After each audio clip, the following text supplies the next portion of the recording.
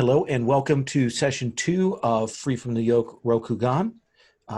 This is a hack of Free from the Yoke, which is in turn a variant of Legacy Life Among the Ruins.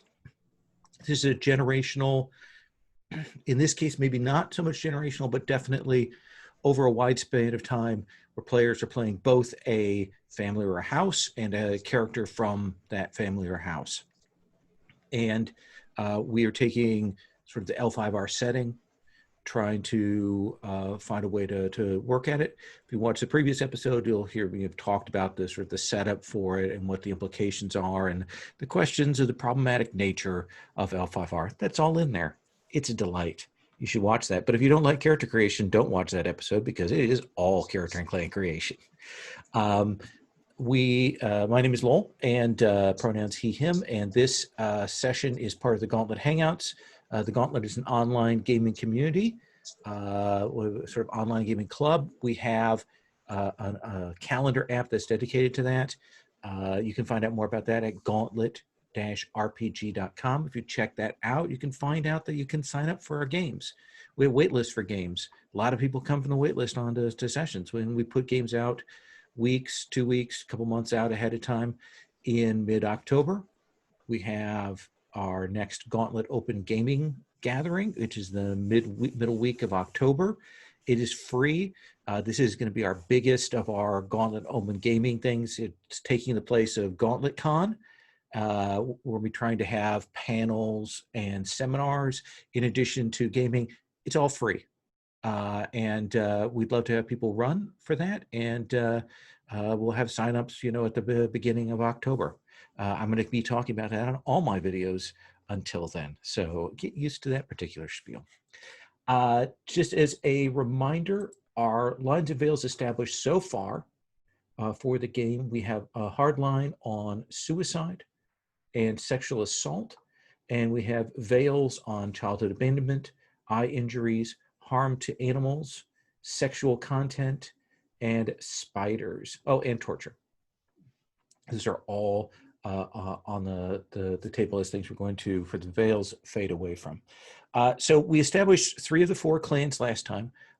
Scott has had a chance to go over some of the stuff, and he knows Legacy, so we're going to kind of walk quickly through that process of getting that set, and then kind of talk about what that means in the scheme of things.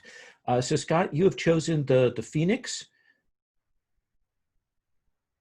Yep, I have chosen Phoenix Clan. Okay, then on the Google Drawings map, you can choose where you want your area to be at. You'll put 3 of your family holdings, and then you'll choose one of those 3 things, the hidden libraries, the shrine, or cursed woods, to also put on the map. For your reference, in sort of classic L5R, the Phoenix Clan is up in sort of the northern eastern corner. It's the New England of Rokugan. The map is split into those 2 halves, but you can put them anywhere that you would like. I was actually going to go there because of the forests that are there, and Okay. I was eyeing I believe one of our assets was a haunted forest. Okay. So I'll go ahead and put the little Phoenix Clan symbol by that, which means that we will put, let's see, we'll put the lion here.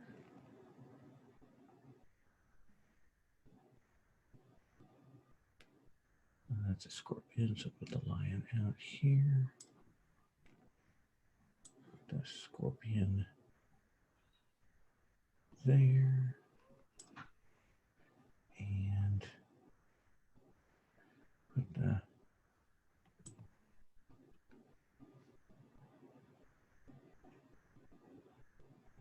dragon. Let's put them over here.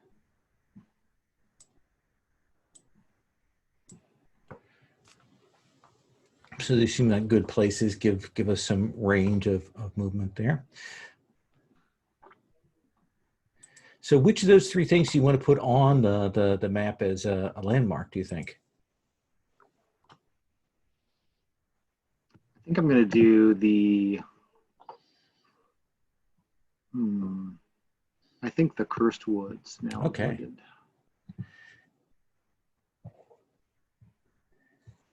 And you can just put a symbol on the map and then. I am new to this program somewhat, so I'm going to pick, let's see, ooh, a do not go there symbol. How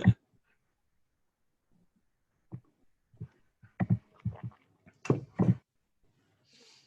I change my color to that one?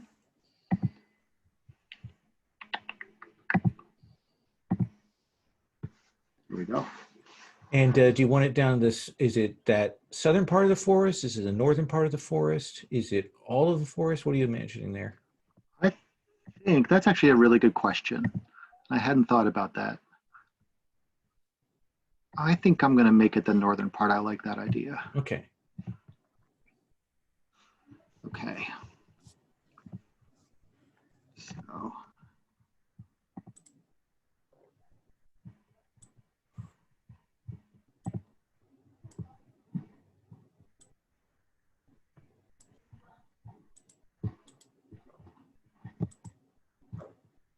I'm gonna bring a text field over for you.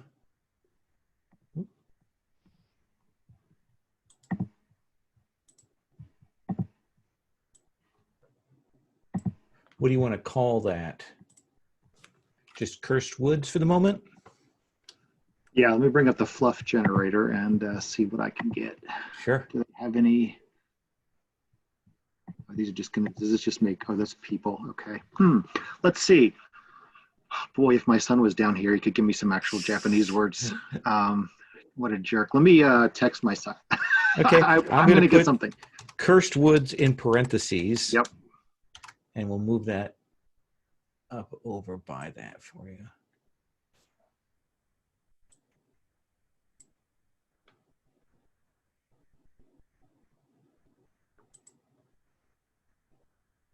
He's been taking Japanese for 7 years now, so if he doesn't know, I'm just gonna hang my head in shame.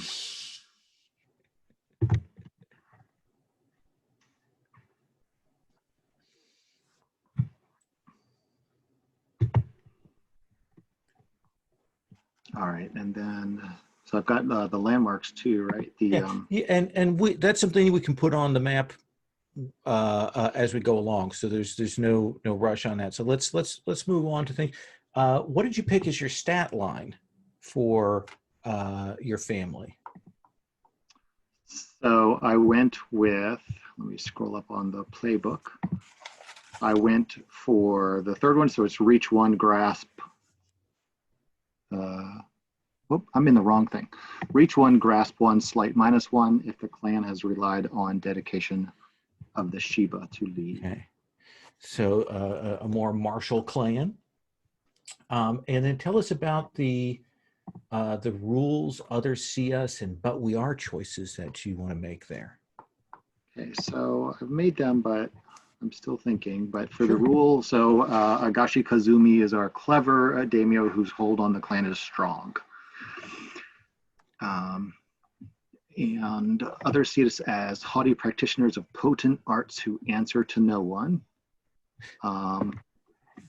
This is where I was thinking about changing the but we are, because I chose to go with the Shiba. I was thinking about a limit of those who would a limit on those who would use powers beyond their ken to reshape the land. So I'm changing to that. Nice. Yeah, that's picking backwards didn't help me. Oh yeah. I know how that could be. So that's sort of the big history. We come to the time of the void. This is the time during the war against Fuleng when the Shadowlands came in. What is one of the three things that you want to have as the landmark from that time. Let's see.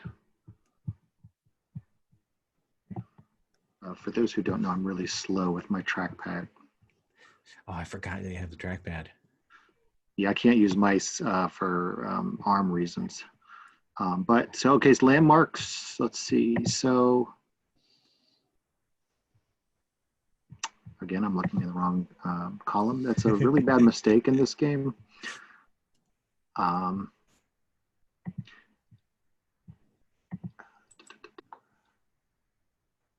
A gorge open in the earth is a desperate. Oh, I guess it's supposed to say in a desperate attempt to protect the lands from Fu Lang's might. Where do you think you're going to want that? All right, so let's go ahead and peek at the map. What I'm going to do is just put kind of placeholder text in these spots, Mm-hmm. and then let you kind of fill that in later. If you just kind of tell me generally where you want it. Can we make it kind of overlapping that river just to the south of the Great Lake there, where it's coming out of the mountains? Absolutely. So I'm going to pull this down if I can. I'll change the text. And we'll make that, I'll just write gorge. Yep.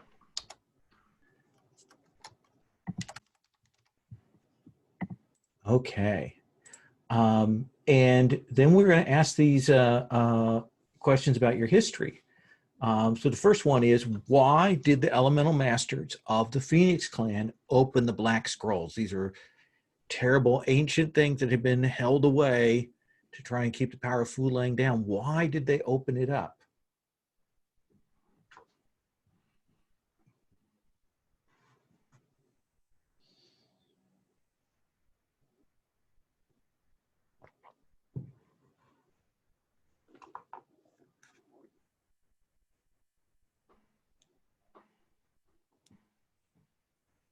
I think they sacrificed themselves through this in order to bring about the second day of thunder. Excellent. So you go give yourself +1 favor, but you will start with 1 need and no extra surpluses. So you have need attunement. What clan had streams of refugees pour into your forest during the clan war? If you gladly accepted them, take influence on them and need rice. If you turn them away, they gain influence on you. So who do you think that would be? And it can be one of the PC clans or an NPC clan.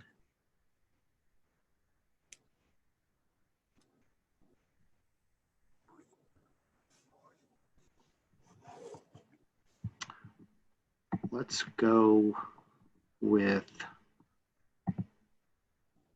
I think, so they're down there.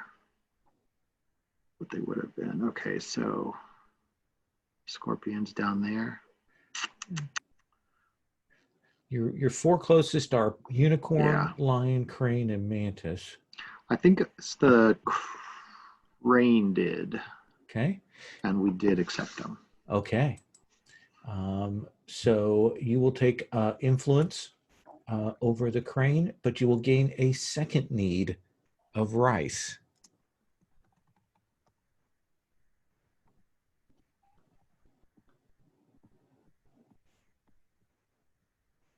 Keeper is such a beast. Right, there it is. And then I'm missing one. I'll have to go and look and see if I've left one out or if that's just a blank. But the question, which clan sent their young Shugenja to train with you and bolster your numbers? They're going to take influence over you. That's very interesting. So we've got, where is Crab on the map? They are in the far south, holding the line against the Shadowlands. Oh, wow, they really are. I'm going to Let's go with them. Okay. I think that would be interesting. So Sherry, you will take influence over the Phoenix. All right. Then we go to after the war, these landmarks. What do you want of those for the third landmark?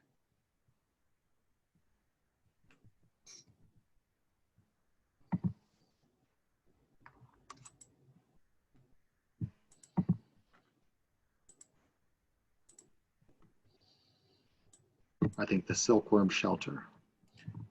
All right. Where these valued insects manage to survive the conflict. And where would you like to put that spot?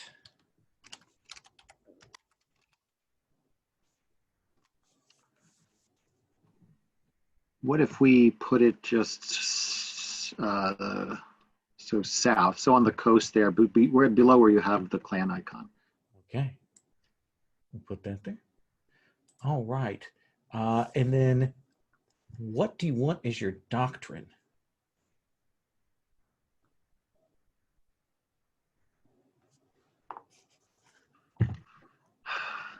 Ask 17-year-old for something, they send you something dirty. We are clarifying. So for my doctrine right now, I have look into the void. When another clan performs a ritual, you will know it has happened and roughly what it has done. Gain advantage when you unearth forgotten lore to discover more details. All right. And for your feature? I took, you know what, I may revisit this based on a later decision I made.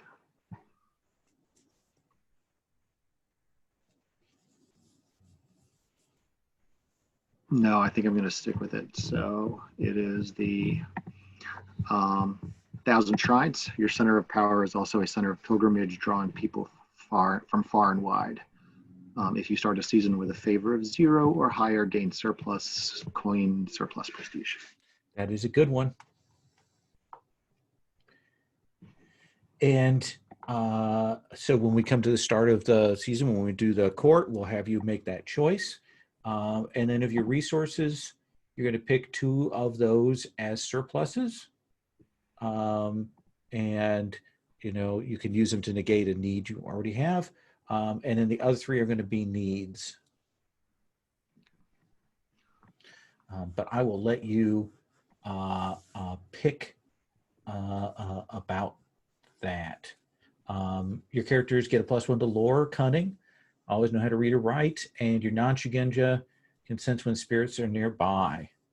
And you will gain influence on someone when you teach them a new way of gaining strength.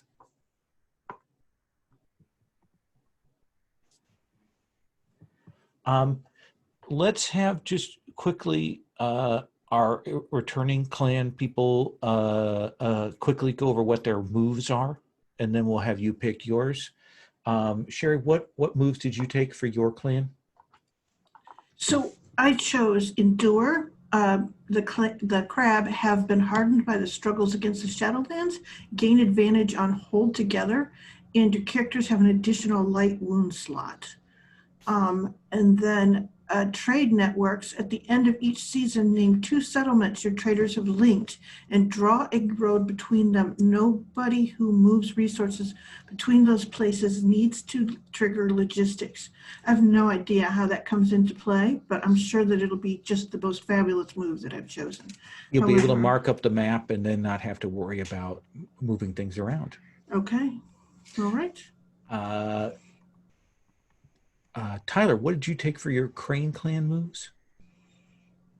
Let's see. My Crane Clan. Let's go back over again. There we are. I have Gift of Office. Once per season, I may use my influence to gain an office or position for someone, which I roll to see how it goes, and I can get nice things from whoever I give it to. And the grand event. Once per season, I host a tournament, festival, or ritual of surpassing beauty, say how the event affects the people, and land, and then I roll. And when I do so, there's a whole bunch of cool shit that can fall out from that. Though if I roll poorly, the Emperor may interrupt. I love that move. Like I love that move so much. It's super cool. And then Patrick, what did you take for your 2 Unicorn Clan moves?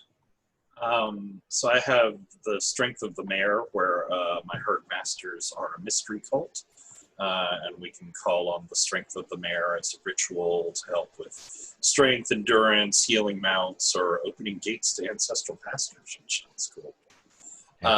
And then Wonders from Beyond, where our very nice and pure homeland is surrounded by infidels and barbarians. And I made friends with them and found out that they have the best toys. So I have stacks of weird Gaijin and Mishoto made items that I can pull things out of. And to remind folks about the rituals, because this was really unclear in Free from the Yoke, the starters. A ritual is a really big, powerful thing you can do. And when you invoke a ritual, you actually get to kind of define what the ritual does, and then you roll to see if that happens. Shugenja characters get to roll that. If they make up the ritual on the fly, they get to roll that straight. Anyone else would have to roll that with disadvantage, and the effects of messing that up can be very bad. If your house knows a ritual, like Patrick starts with that additional Strength of the Mare, and then every house will choose one ritual. Any of the rituals that you know have a set effect, and any Shugenju who goes to do them rolls that ritual with advantage. So it is much easier for Shugenja to do the rituals of their own household. And that's the deal. So tell me, Scott, what are you thinking about for your Phoenix Clan rituals? Any thoughts what you might want to do? And Arbiter should be Emperor there. There's one of the places where I have not made a change.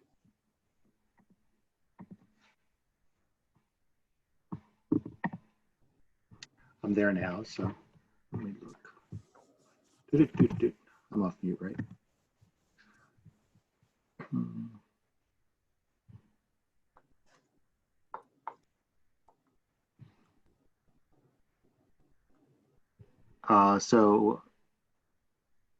I really like, actually I really like the first one, Echoes on the Breeze. Typhoon. This is the moves for your clan? The rituals or the moves? No, the moves. Okay. Yeah. The moves for my clan are, so Sanctuary. Your worship houses are a bulwark against the pain of the mundane world. When you shelter someone in your temples, those who wish them harm cannot cross the threshold. Those who recuperate there gain the benefit of professional care. Which is good, because it's kind of hard to heal in this game. Yep. Unless you have those things. And then have you thought about what you want for your other one? I chose Masters of Rituals. Your clan begins with 2 additional known rituals you may enact. Okay. So we have advantage on learning new ones. And you can pick those on the fly. You'll start with 3 then, as opposed to the usual 1. So let me have the other players quickly introduce their characters that they've chosen as their representative, and then we'll come to you and we'll have you pick the playbook that you might want for your character. We'll go reverse order, and we'll start with Patrick. Patrick, why don't you tell us about your Unicorn Clan character? So I'm playing Shinjo Hikaru, who's part of the Shinjo family of unicorns. Not very strong, but solid in all the other stats. Let's see. He is, right now, his role is a radical, which is he's going out and seeking the tutelage of some kami oracle or other strange being. Took for moves the way of the Shugenja, which is all the weird spells and gear options that he can pick up. the way of fire, which is when you demand someone honor promises they made, I can lay curses on them until they fulfill those promises. He's fairly young. He's not in charge of his family. There's a woman who I forget at the moment, but she's in charge of that particular family, and their particular family has sort of a weak hold on the clan overall. Excellent. And then Tyler, tell us about your handsome young man. He is handsome. I'm playing Doji Satsumi, who is a crane courtier. I'm not very mighty at all, but I am bravery, but my cunning is quite good, and I am somewhat loreful. I have the champion role at the moment. Mark when you're sent, bring peace between two groups. Say who your contacts are in each, and the GM will say what the grudge is. My moves, I have Razor Tongue, take advantage when you engage in a courtly, artistic, or scholarly duel with an NPC. And Sly Words, like all successful politicians, you know how to exploit the weaknesses of others when you use someone's shameful or illicit secrets as leverage. One of the requirements they pick for find common ground must be you promise to keep the secret hidden. Excellent. And then Haruma Raiko.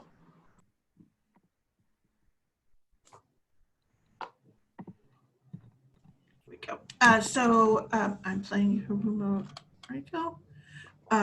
She is she's Haruma, but she's formerly one of a family that was actually associated with some of the folks who went through with Toturi. But they stuck around and joined the Haruma after their time in the Shadowlands. So let's see here. She is not very strong, but she's super, super brave. And her cunning is pretty high, and her lore is awful. She just doesn't pay attention. But she and Doji Satsumi have on occasion gotten along very well. And if she needed to know something, she could ask him. So she was always fine with that situation.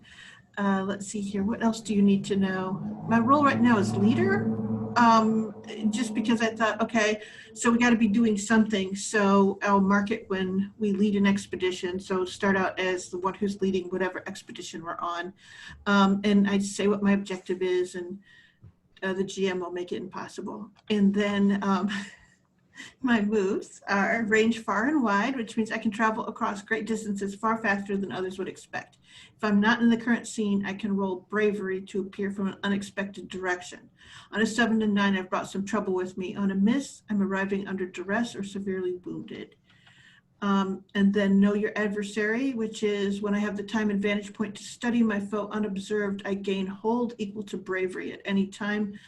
Spend one hold at any time to remove a key weapon from my enemy, separate my target from their allies, shut down an action the target is making, or identify what I need to do to take them down.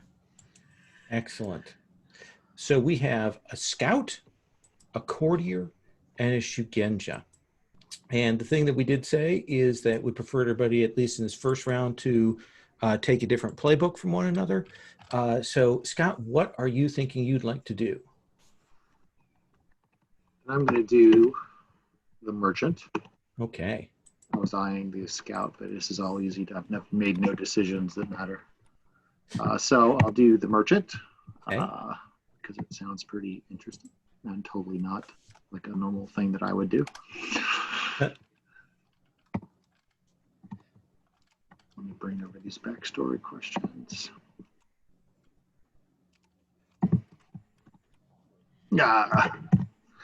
Maybe don't do them as a group, Scott. All right, so do I like them all first of all? Ooh. I like this one. Do you want me to go ahead and ask the backstory questions and see if we have a volunteer? Yeah, let's do that, and then we'll go through them and have them connect up. Generally, tell us, what are you kind of imagining for that you're going to have for this Phoenix Clan merchant? What, like, if give us like a couple of keywords of what you're imagining. All right, so I think let me just look at the 4 different roles so I can try to then guide my character a bit.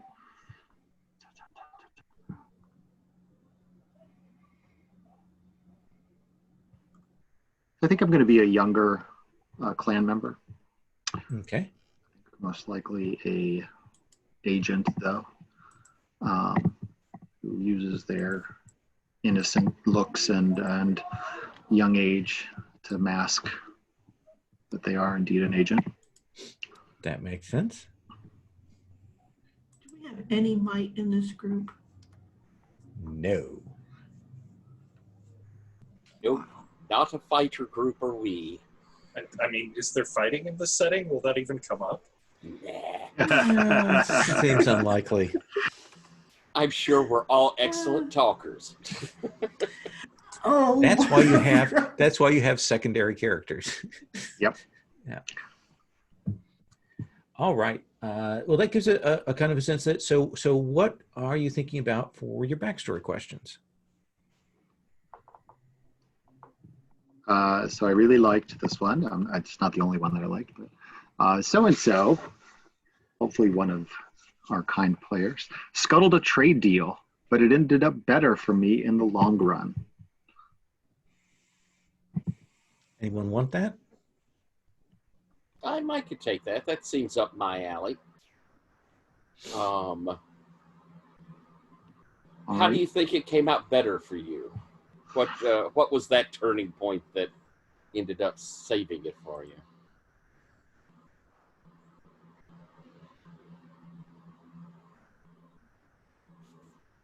I think it actually appeared an advantageous trade deal for the clan, but ended up at the end not being as advantageous as they had initially hoped. And so, I took, a bruise on the eye initially. In the long run, it worked out best for me. So then the question comes in, do you think I did it because I was trying to help you, or did I not realize that the ultimate result would? Is that something that we're going, oh, we hate each other, or do we think that with time passing you went, oh, that wasn't so bad? So you're the courtier. Because I wouldn't mind us being friendly. And worth noting, just so that, because it might inform this, my one to give back to you is you saved my life when a negotiation went very wrong.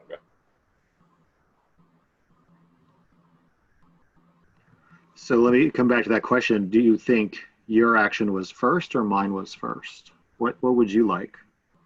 I wouldn't mind it if you saved me from a terrible negotiation and then I did this kind of as repayment, though it didn't look that way at the beginning. Okay, I like that. That sounds great. And I'll need a name, so let me go to my handy dandy name generator. It's not my clan. Don't like that name. Don't like that name. I already have that name somewhere else. Shiba Kazuko. Unless somebody else is currently a Shiba Kazuko. Yep. Pronouns? Shiba Kazuko will be a, what are we? What's the group here? So we have, I'm going to go with the she, her. Okay. We're not observing the standard gender roles of Rokugan, are we? They're pretty loose, but yeah, people. So they got looser with the new edition, but. Right. We don't have any kind of barriers of that sort.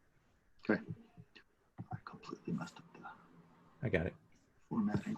Oh, you rock. And then what's your next backstory question that you want to throw out here? All right. And then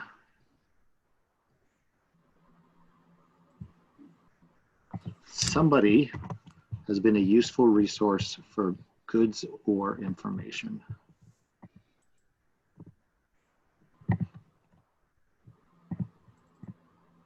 Well, I trained with the Yasuki, so if you're a merchant, that would be my second training. Like it. It's like second breakfast, but for samurai. And do you have an idea of what those, what good or information it is? Is it information? Let's see here. She would usually probably be able to point you to information like good ways to travel, safe ways to travel, how to find out what caravans are going so you can join them. Excellent.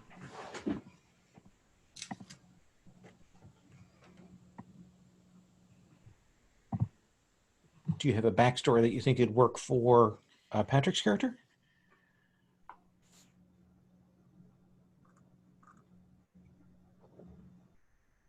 And if something doesn't, if you're looking at it, it doesn't work, feel free to look at other playbooks, relationship questions. I don't love that one for this. Let's see.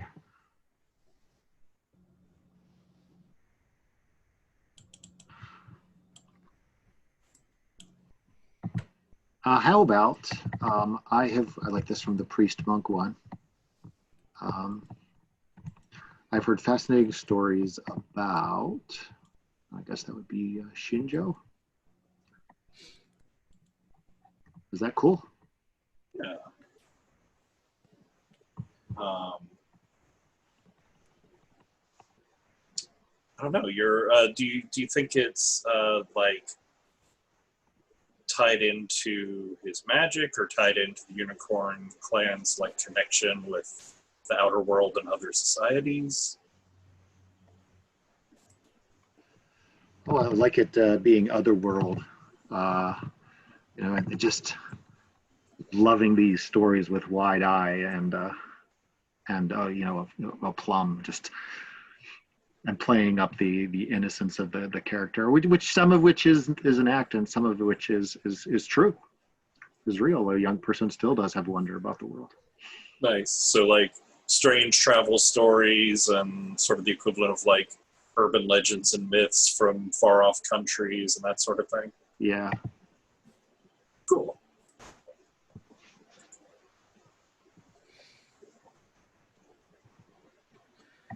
And then let's go through your last relationship question, Sherry. Does it seem like it'd fit for our fine Sheba friend? I think we could do that and say that I'd never want to, like, I'm loath to do it again because I caught on to the act, if that makes any sense, and I just find it exhausting. What is the question? I escorted Shiba Kazuko through the empire, never again, is what it says. And I think that it's more like, please, is that kind of thing of knowing. I've just seen the act, and I recognize the act because it's a common ploy for, how should we say, for some of my clans, for the Yasuki. They play dumb, they play young, and I just found it very, very tiring. Does that seem reasonable? I like it. Okay. And Tyler, what about for you? I believe we already established ours with when I did the back and forth. I Saved my didn't life. quite... Yeah, when a negotiation went very wrong, that happened before, and then that's why I moved in to scuttle that bad deal. It was a terrible deal, my friend. Smart. You guys are ahead of the game. Patrick, what did we have for your relationship? Does the third one you have work for that? Or do you want something else? No, I think it works. It's I don't understand how Shiba Kazuko can do the things they do. And I'm curious, Scott, like what do you think of as Kazuko's, like, what's the most impressive thing she can do? What's the most magical thing she can do, whether it's magic or not?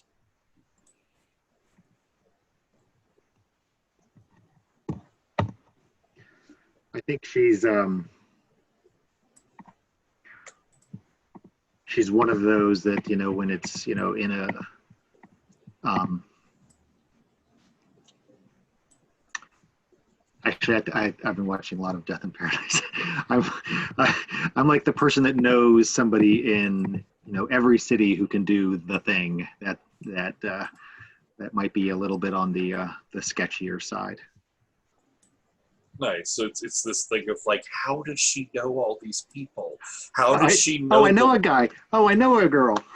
And how is it always the like most interesting or weirdest scarred or like strangest dressed person in the whole town? They're Right. always the best people to go out drinking with. It's just unbelievable. Nice. I like that. And so that brings us to the point at which we are going to talk about the start of session here. You can choose your moves to your character on the fly, so feel free to do that. Last time we established that our Emperor Toturi, we know some things about him. We know that he is the Black Lion, and he is all about reacting kind of militarily to things. We have the move the cavalry arrives, which lets him intercede when people fail their claim by force. And he has a project. And we established last time that we're going to start with this first project being the project for creation of some big public project. So let me talk about that, and let me throw out a couple of ways. This is a grand construction. Let me make some suggestions about what this could be. And if any of these appeal to you, then we can lean into that. It could be a road network in a particular area. It could be clearing a new pass through the mountains in a new location. It could be the reconstruction of the capital at Otosan Uchi. It could be a big shrine dedicated to those who fell during the thing. It could be a series of bridges along the river. It could be the creation of a whole new sort of imperial mining settlement. It could be construction of a port. What do you all think? Any of those appeal to you? Tyler, thoughts? I like rebuilding the capital. I think that's a lovely idea. That one really kind of struck me. I also think that a monument or shrine to the war could be interesting as well. Sherry, what do you think? Like the idea of a monument to the war, but Toturi specifically wants a set of bridges, like one for each of the clans, because essentially he is setting up for rebuilding the capital, and he's going to need, he's going to need the ability to get things moved there. Okay. So that's kind of what I was thinking of, bring those things, but lots of other ideas. like a 7 bridges project. Yeah, kind of exactly. Patrick, what do you think? I like that. That's interesting. It's sort of part memorial, part him like tricking us into setting up infrastructure for him. That is true. Would you be good with that, Scott? Yeah, I think I would be. I like that. Okay. And let's choose a place on the map around where, like, say, the first couple of bridges are being built. Where do we think we want to have kind of start? We'll mark that on the map. Scott, since we kind of came to you last on that, is where do you want to put, like, this is where we're starting the bridge building project?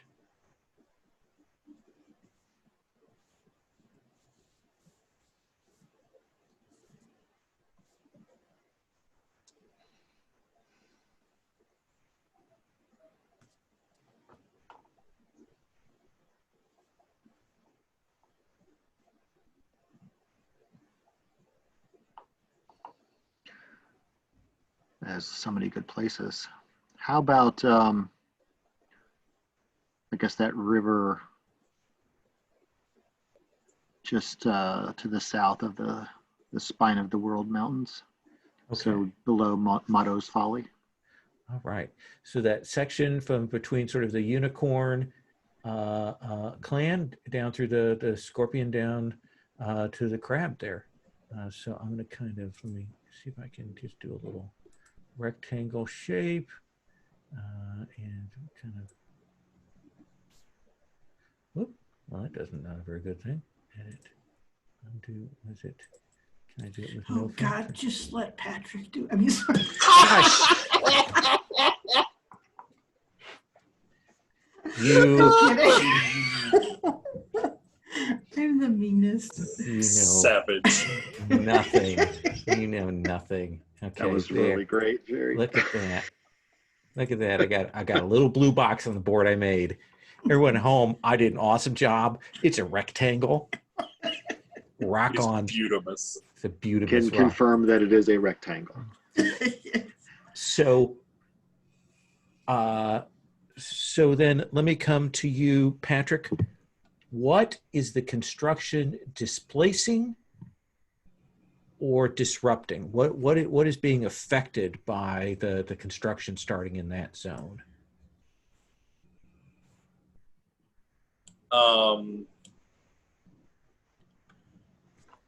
It's all these bridges, they've got to gather like all sorts of materials for it, and just given where it is, I mean, for my family, there's that like large shrine and monument up at Moto's Folly that's like often nowhere in the mountains, but suddenly all sorts of people are tramping through it and the areas around it, cutting stone, cutting lumber, that sort of thing.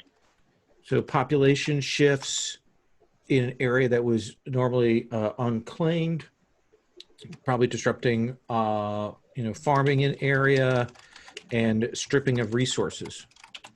Mm-hmm. Does that sound like the right way to put that? And then what problems will need to be overcome before the construction goes further, Sherry? So is it that rectangle that you put right below Moto's Folly, or is it Yes, that area, that that wide little ranging area, tiny? that little tiny, no, it's a big wide rectangle. Oh, that big rectangle. See, And it goes, artistic representation of a bridge. it's showing that this is the area where the first bridges are being built. Oh, okay. All right. Yeah, the little like division sign is that's Moto's Folly. Yeah, I was confused. So I was thinking of a bridge so we'd actually have like a set one. Okay, so that's awesome.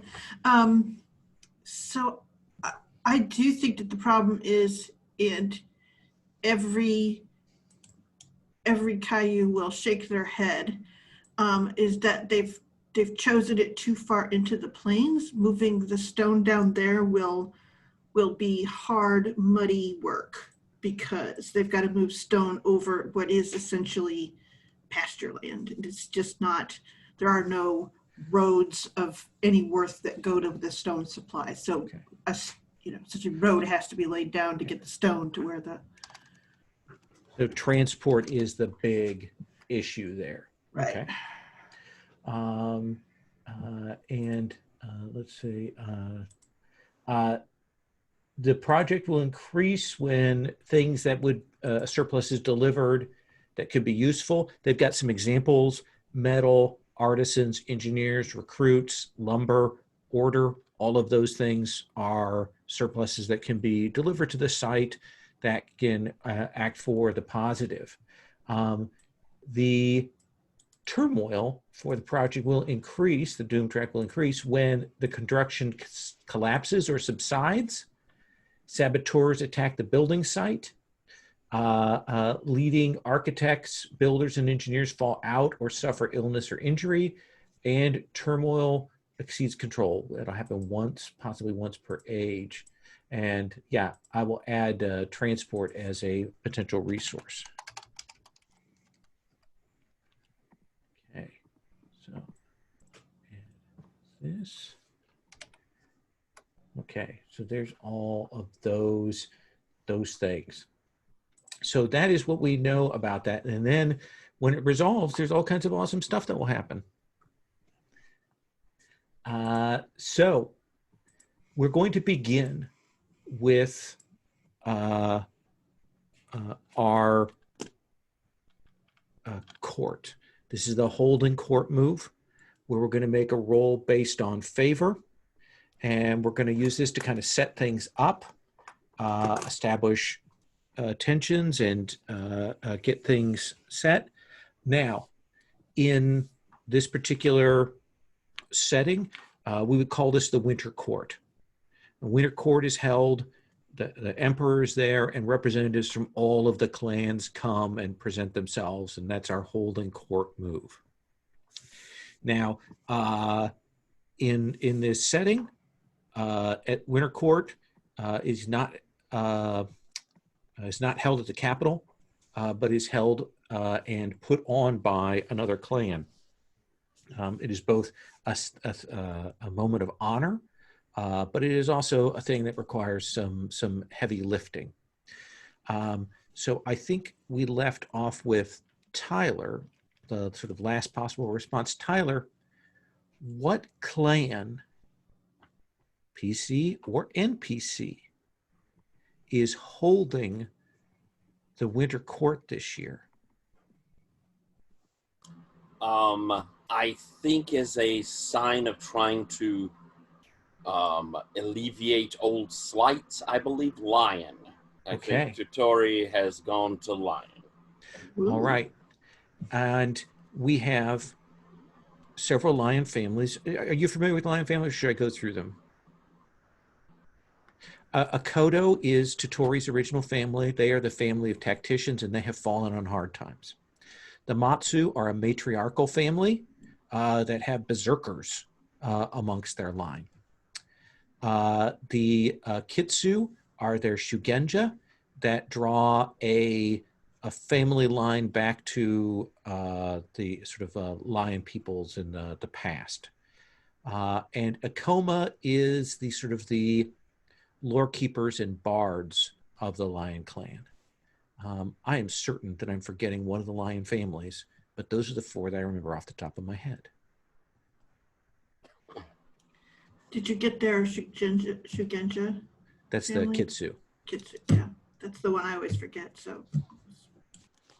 I know there is one more, but I can't remember it. Tyler, which of those families do you think it would be that is currently holding the Winter Court? Again, building bridges and perhaps trying to support his old family. I believe it's them. Okay. Even down on their luck, they're going to have the glory of court there. So if, Patrick, I'm going to have you look at the Rokugan map. On the left-hand side, you'll see I've got the little lion clan symbol, and it says Shiromatsu. Where is Shiro Akodo? Where is the family holding of the Akodo? It can be anywhere around in that sort of lion proximity. Put them down close to the lion to be a pain in the butt. Close to the unicorn to be a pain in the butt. Close to the coast, wherever you want it. I think it's a little closer to the coast. That Otosabuchi is the like Imperial capital city. Yeah. I think it's like. Okay. Yep. Something's gone hardly wrong. That was me. There-ish. Okay. Copy this. Edit. Paste. So we'll call it Kayundin Akodo. Okay.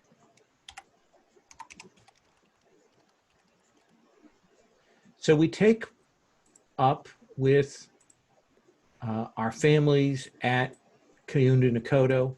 It is the Winter Court. It is perhaps the first big winter court after things had been settled in. Following this, there may have been some kind of version of a court last year, something, pieced together. But this is the first formal winter court. But it's also the first winter court where, in a time where people and places have been disrupted and have been in turmoil. So let's look at the move for favor here.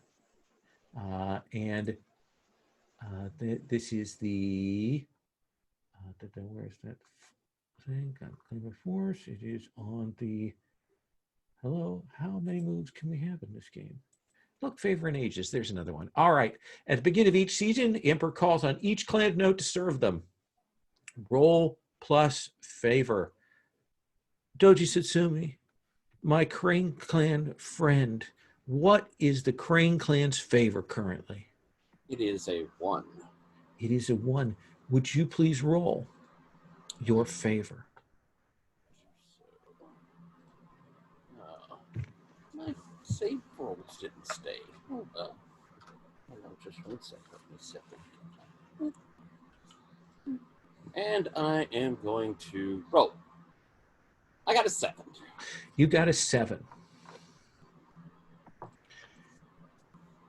Toturi, during the whole machinations of this, and we'll do some PC stuff here in a second, but this is sort of the time that you have with the Emperor, with a meeting with Emperor Toturi, and he, of course, has thanked you and the other Crane representatives for your role here, but you're the one he's kind of chosen to maybe speak and convey the needs to the clan.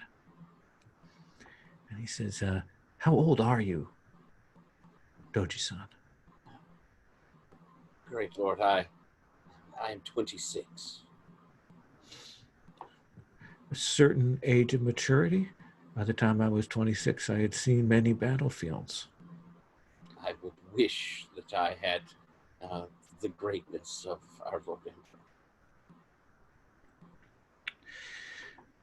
I have a task that I need to ask your clan to deal with. We are your servants. As you may know, with the changing of things, we have promoted the Mantis to the status of a great clan. They bind together several smaller minor clans.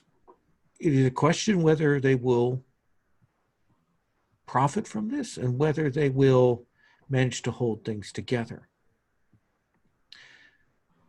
There has been piracy still in these last few months, and the Mantis have not been as ready to deal with that. And I believe that these pirates may be former comrades of the Saruchi and the others there. We need you to deal with these pirates. Of course, my Lord Emperor. We are more than happy to give a proper example to this Mantis clan that they can better serve you. Yes.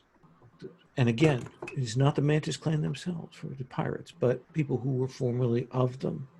The Mantis, as you can understand, when your own brother turns against you, there's a moment of hesitation, but we cannot afford that hesitation now. Of course not, Lord Emperor. And he dismisses you, of course, with gifts and honors and all of that. I am so unworthy. Then we come to our Yasuki, not Yasuki, Caillou. Hiruma, You've got like 6 families in your clan, and so I can be forgiven. It's the best, but I've already played those other ones, so except Caillou. Caillou is be my penultimate, my ultimate. What is your favor right now with the Emperor? Oh, -1, because we tried to go it alone, and did okay, but he didn't like that. Then let's have you roll. Okay. So I got 7. Okay.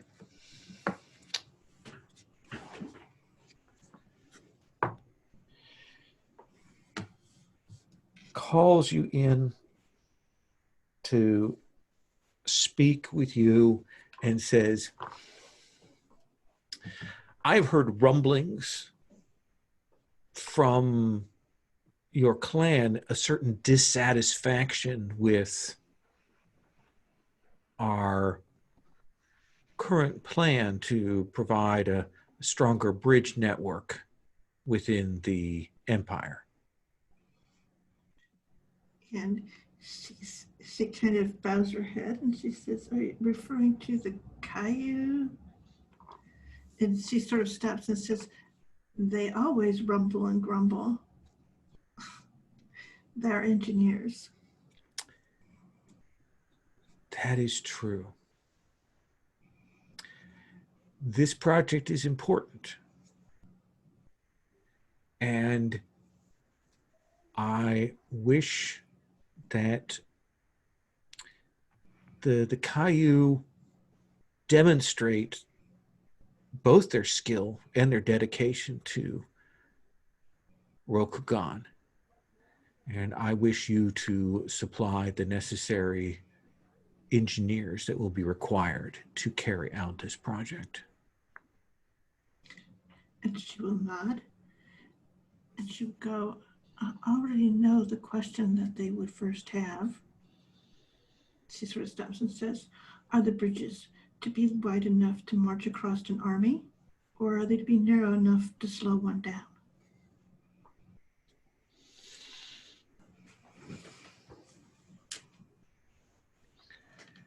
The problem is, of course, that once we decide all bridges must follow that same pattern.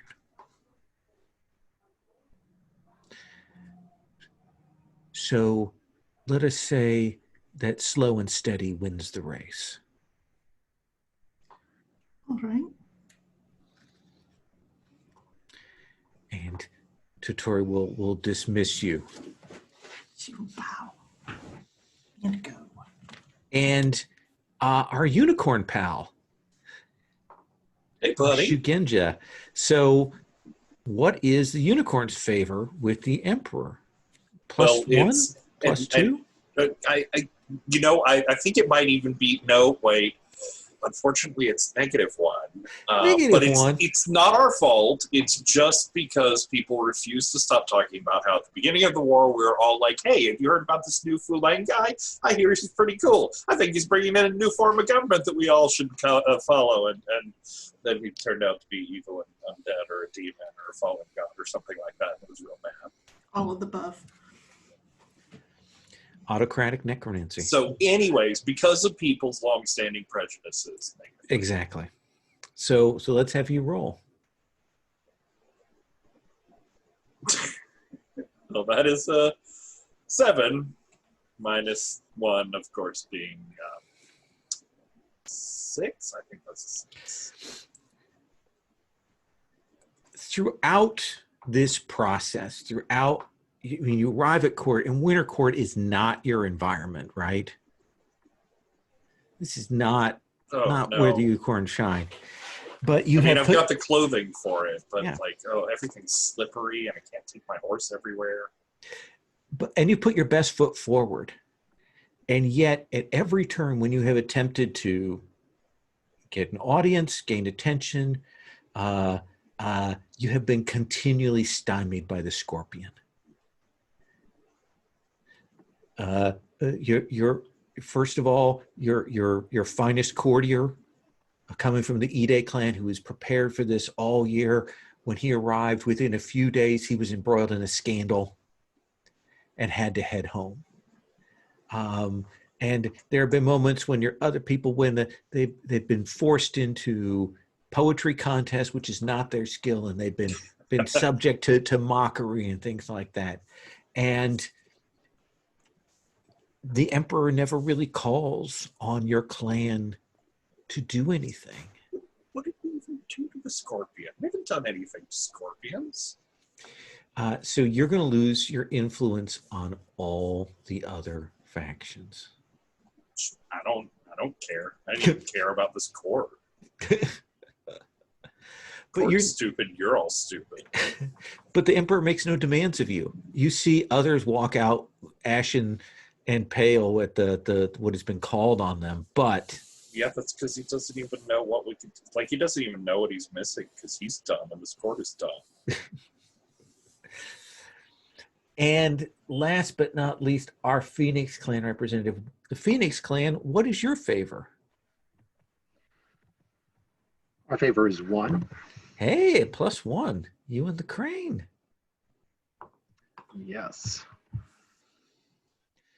Let's have you roll with that +1. I got a 7. You got a 7. Let's see here.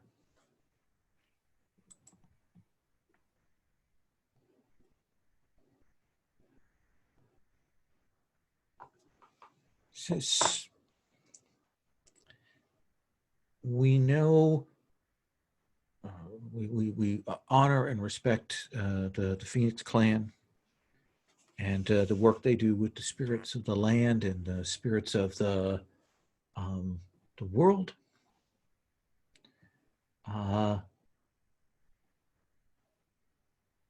There are a number of shrines to the river spirits in the area in which we are undertaking this construction. And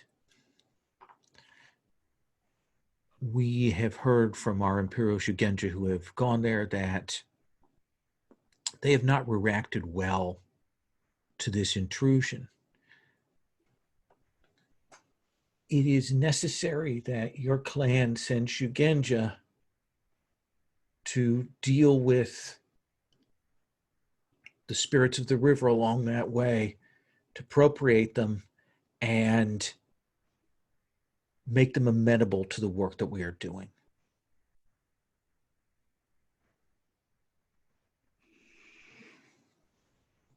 Have they not been appeased properly?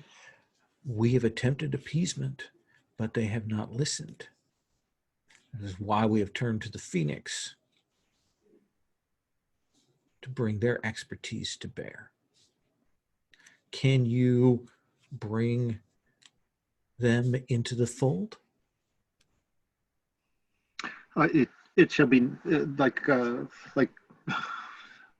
leading a thirsty horse to water. Of course we can do this. This is no worries for us. We shall accomplish this. Excellent. Then I look forward to hearing of your success in these matters. Let's take 5. And when we come back, we'll do like a couple of paired scenes, and then we'll kind of cross and bring people together and kind of get a sense of the winter court and what's going on and all of that. Does that sound okay? Okay.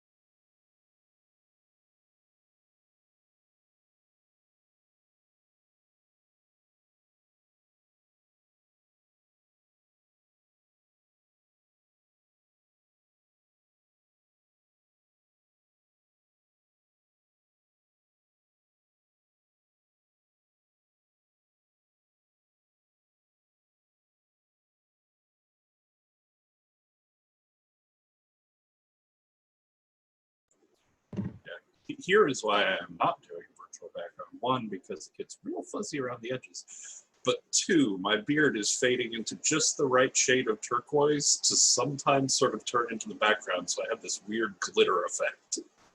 Yeah, I've had to learn from work, no matter what system I'm using, because we use all three of the main systems. Like, you really have to have a background that contrasts you and your clothes, or you're just going to start doing and you do weird stuff anyway. Like, I've learned to like thumbs up in my front of my face in front of meetings and things like that, or A-OK like this. Because if you do it over here. Yeah. I have to get Sherry a little bit of lighting thing on the screen, though it looks nice now.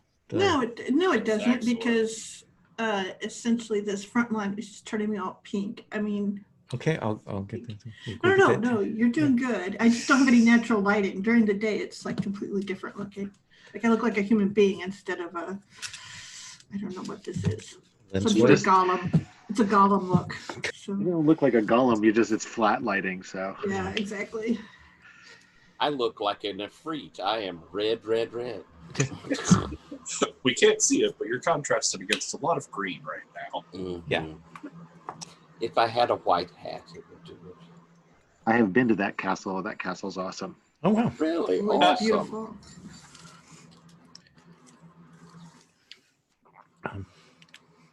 Hold on, I have to over honey my tea. Oh, I had a quick question because I don't have my book down here. Sure. Or my PDF reader. The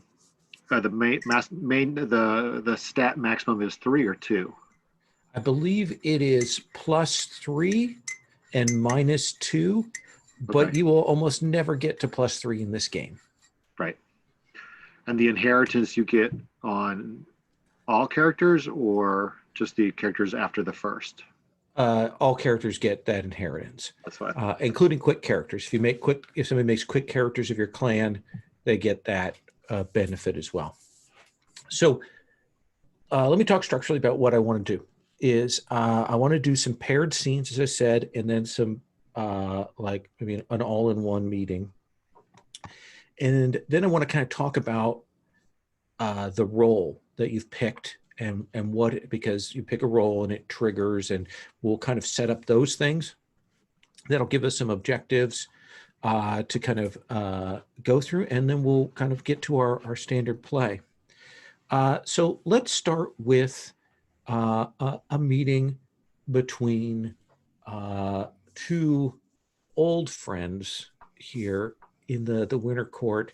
Haruma Raiko, you've seen Doji Satsumi in the time that's been here at the Winter Court. How have you played that?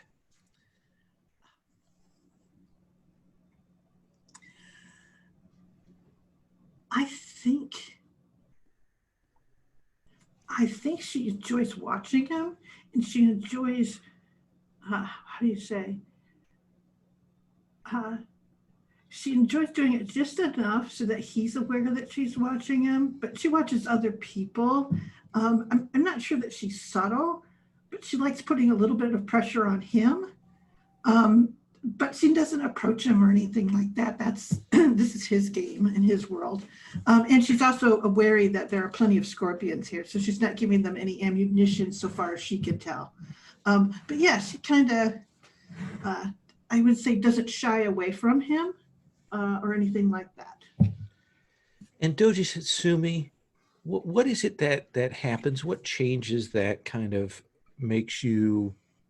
Is it purely an accident? Is it something you've engineered? Is there some reason why you would want to speak to Haruma Raiko?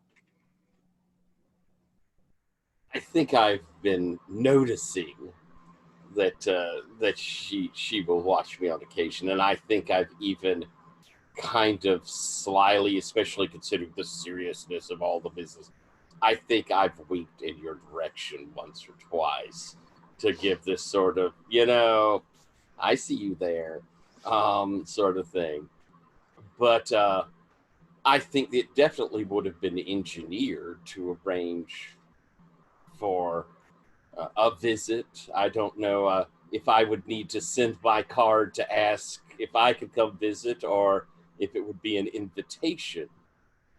An invitation might be a bit forward, but at the same time, you're really the way tougher, cooler of our duo here. So don't each of the clans like have a pavilion, so to speak, at the court, right? Absolutely, yes. So I would certainly, I'm sure that the Crab Clan has one. And it is, of course, what they've got is a bunch of Caillou and Yusuki. And she would send a thing that say the Caillou, who are anxious to begin talking about the bridge project, would very much like to meet with a representative of the Crane Clan. Of course, they don't particularly, but they'll put up with it, and then he can hang around. So there's that. But there, yes, I assume that would be kind of what goes around. Doji Setsumi, what do you want from this? What do we see? When we have assuming I have to go through a bit of boring, dull courtier things, and I will leave people, my people to talk to their people about really more concrete stuff as I kind of wander through to try and, you should have your name up. I have to go look because I can't. No, I'm so sorry. It's all right. Get this. And you're sharp. You're a courtier and master of words. You're a dangerous foe here. But are you asking what I want from the meeting between the two of us? Yeah. What is that going to be like? I will try to find you alone, Eureka, and what I want is really, honestly, I hope for us to have a pleasant reunion, and I wouldn't mind stealing a kiss without either one of us getting in over much trouble. That's probably what I want. Excellent. So yeah, sure. So this is essentially just the standard manipulations of attempting to meet with a lover at court. Always a ton of fun. Mm-hmm. So, but you don't want any advantage. You don't want any angles. I'm not attempting to. Our friendship, our relationship has nothing to do with what the Great House's game is. He's playing the long game. Okay. And I think that's more, I don't think we necessarily need to roll, because I think that is that Doji Setsumi plays it very strikingly honest and forward, and yet Haruma Raiko is still a crane. You're still a crab. Yes. But that's kind of what I like about him. So, yes. And when we do meet, I will have pulled out from my sleeve. I hope it is not improper of me, but I have written something, and I'll hand it when you have time. I would be honored if you would read it. It is, well, you know me. It is flowery nonsense, but all of it directed towards the most beautiful scene I have ever seen.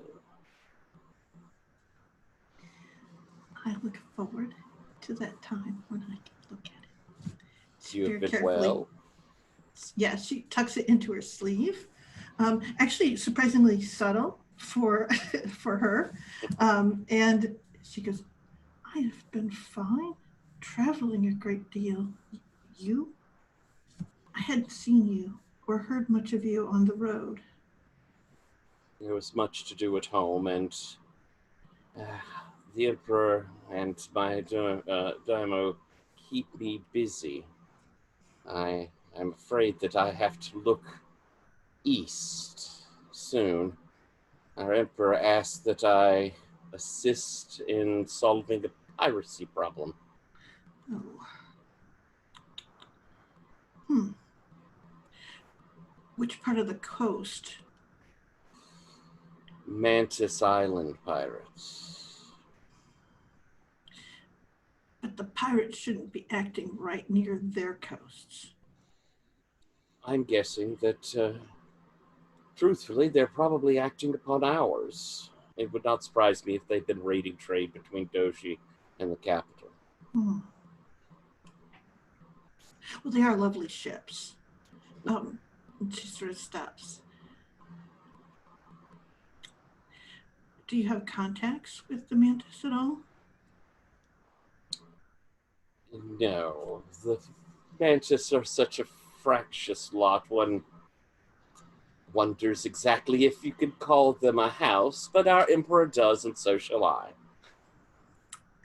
They are a practicality along the coast near the crab. Uh, we can move things quickly if we can work with them. If you wish some contacts with the Mantis or with the, I should say, less organized shipsmen along the coast, there are some names that I can give you from among the Yasuki.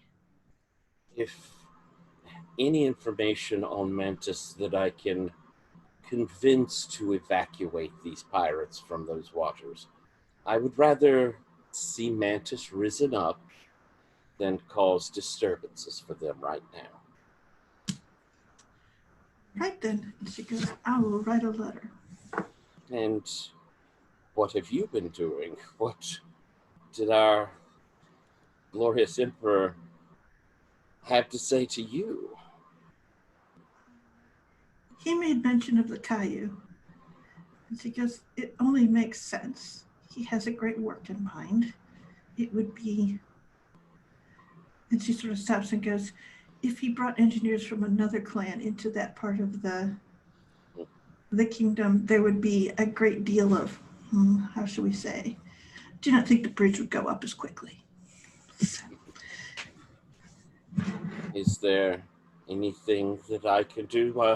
Of course, our house is not very far from the place this building, this great project shall begin. I would be more than happy to let you know of any rumors I might hear. That could be very useful. It would be best if we could put our energies towards things that need energy rather than protecting from, how do you say, ill-formed fears. And you know that we're both, she's referring to the scorpion or the crane, that thing when she speaks that way. I can assure you that Doji and Olive Crane very much want to see this project successful. Things that bring stability and civility back to the Empire.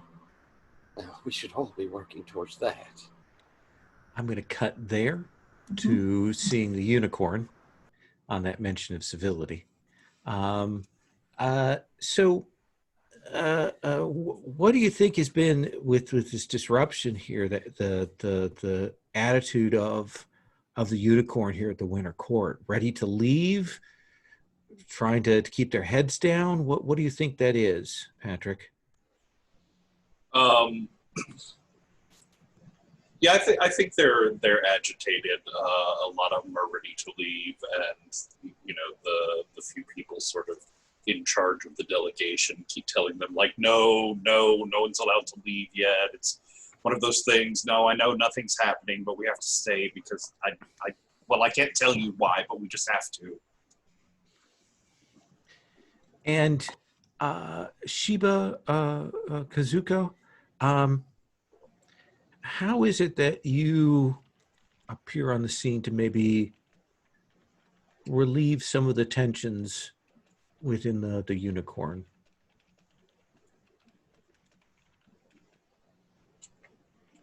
You're a trader, merchant. I think I've come to on clan business nominally, but of course, as soon as I see a hero such as Shinjo, Karu, my excitement, it gets the best of me. And so, Shinjo, where do you cross paths with Sheba at this winter court with an excited, perhaps more than is necessarily seemly, Phoenix Clan friend of yours? I think it's in some like, there's the sort of like audience chamber where you meet with the emperor, but there's the various like you're part of court but viewing rooms that are far enough back so that you can't hear what's going on between it in a private conversation, but you're there and viewing and part of everything. And he's just stuck up in the corner of one of these. He's almost sort of like huddled back into the furs of his outfit, just like arms crossed, solid eyes. So Sheba, how would you bring your friend out of their shell? Oh my goodness.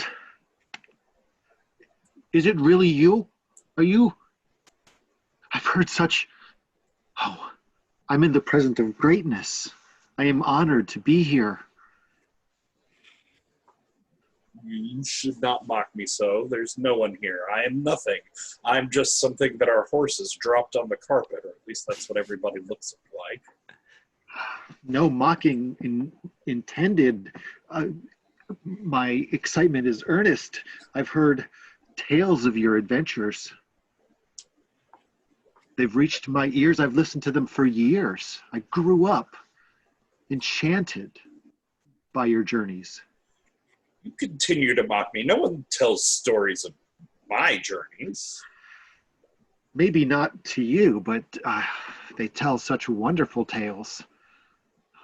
It can be boring living up north, but to hear of your journeys, it brought a young girl hope. What journeys have you heard about? I've heard of your adventures into unknown lands, slaying giants and taming mountains, and rivers.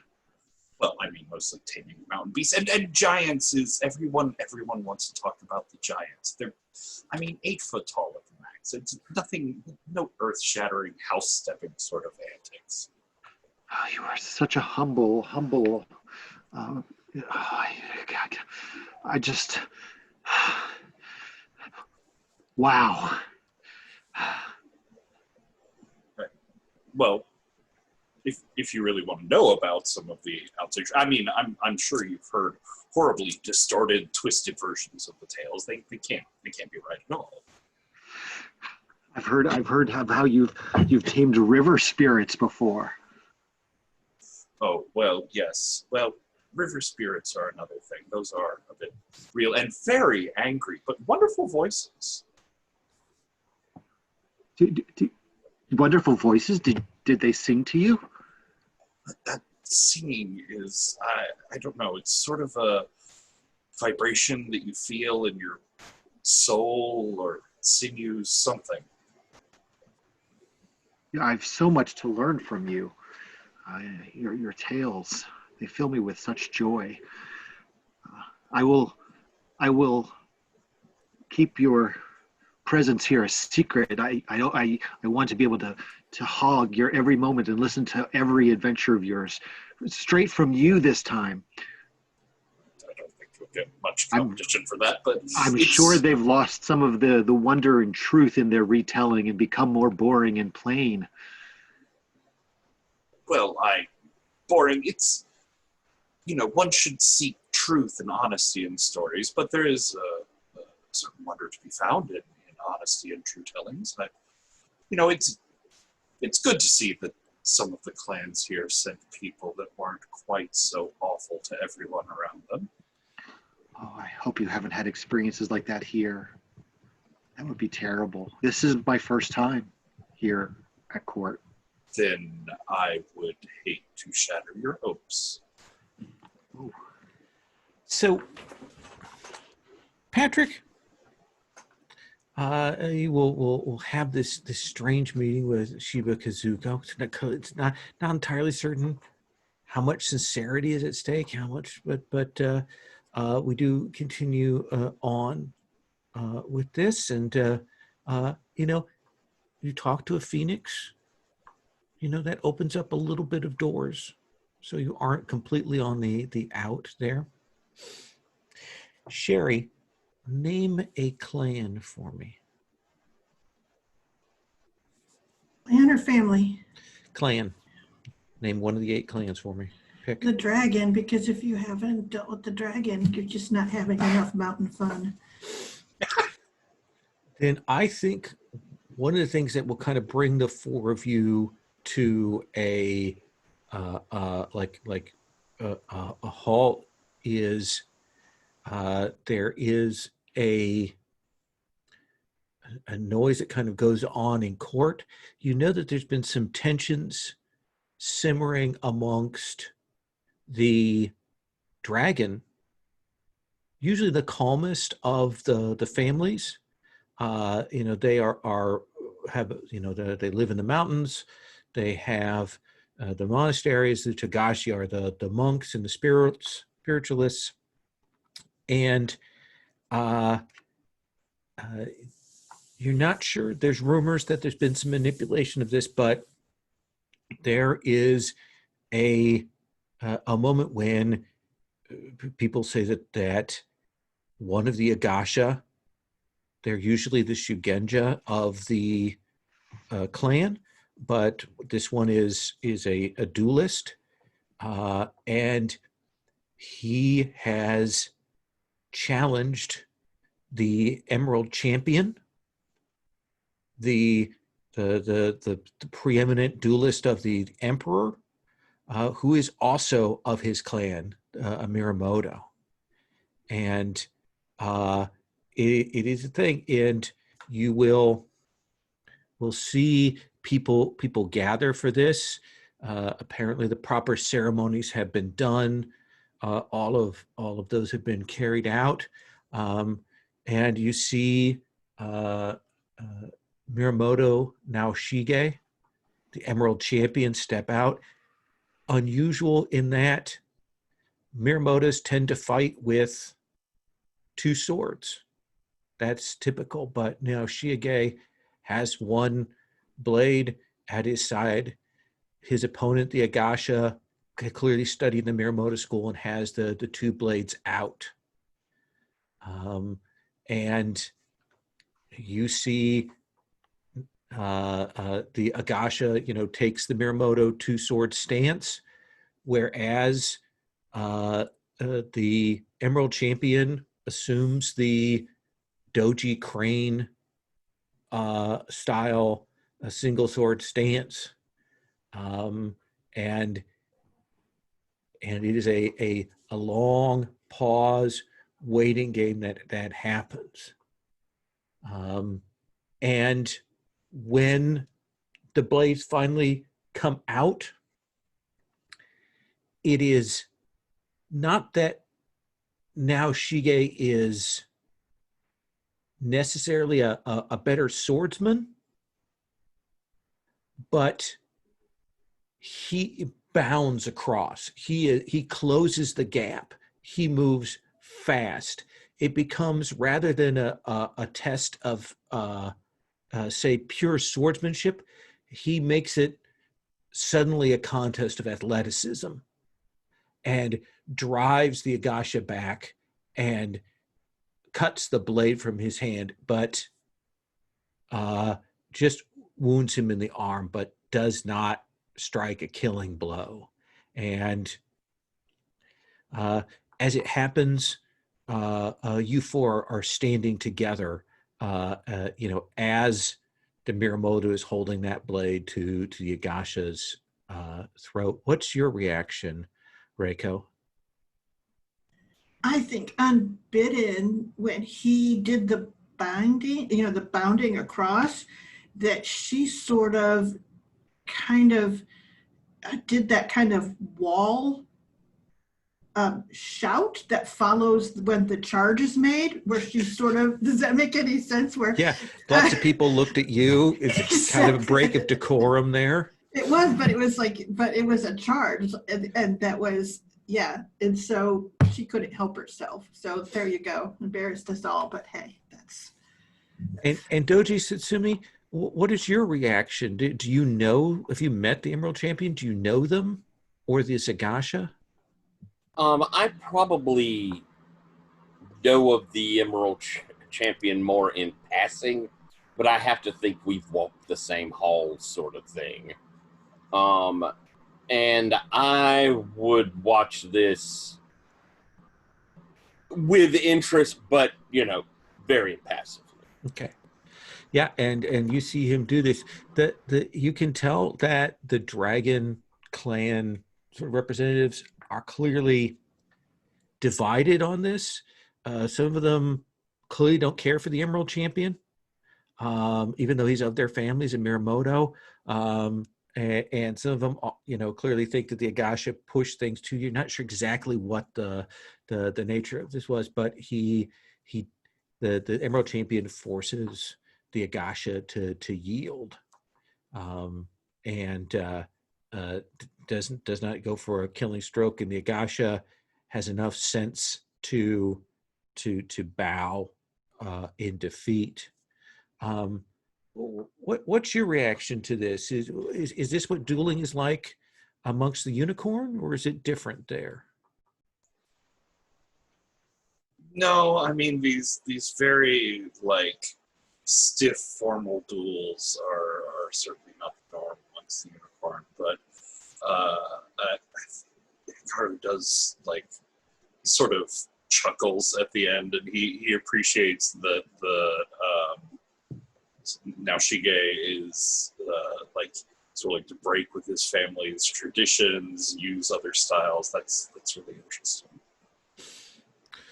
And you will see several of the people that have the sort of imperial livery, the things that clearly until a year or two ago were Ronin.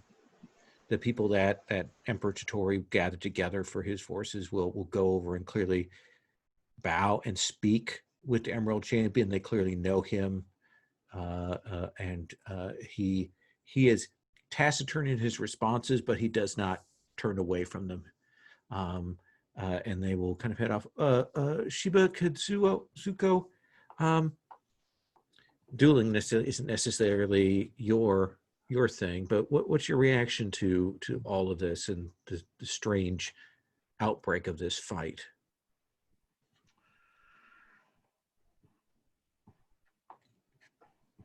I'm intently watching everyone to the best of my ability, except for the duelists, to see if there's any reactions that seem as they shouldn't be. Let's have you make a roll with. Let's do lore for this. Right, and I think lore is 0. Let me remove the modifier. A 9. A 9. I think that you will see that the Scorpion are impassive. They all wear their masks. There are some of them have smaller masks than other, but there is that moment when the Miramoto goes and has the opportunity to strike down the Agasha and doesn't take it, and you will see a person who is from the Bayushi family of the Scorpion who's there, kind of a half porcelain mask on. There's that moment where there's a clear disappointment on their face. That's not the outcome they wanted. Mm-hmm. They thought that this would all end with the Agasha dead on the floor, but the mask of their own face that is showing goes back calm after that, and they seem to be the one that has the most at stake. And you will recognize that person as Bayushi Saru, an influential Bayushi Scorpion courtier.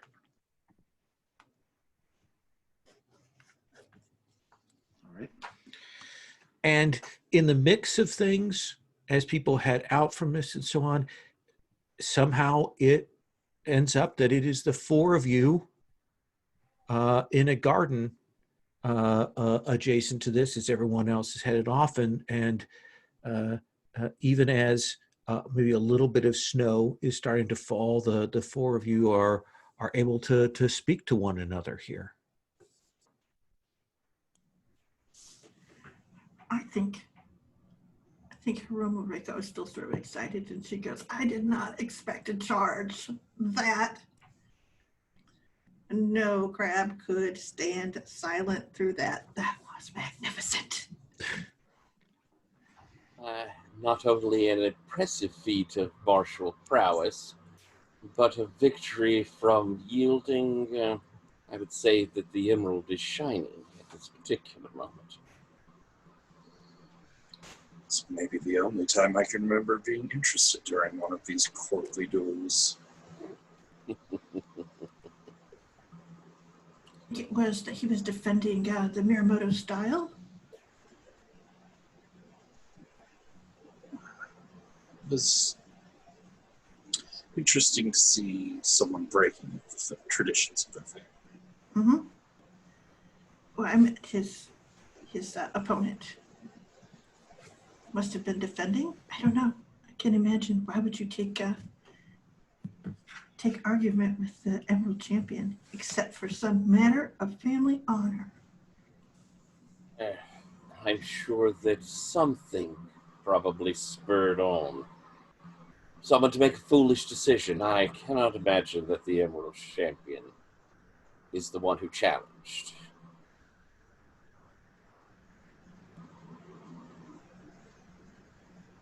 It is good to see you again, Kazuko. I hope that things have been both pleasant and profitable for you. Fruitful, very fruitful.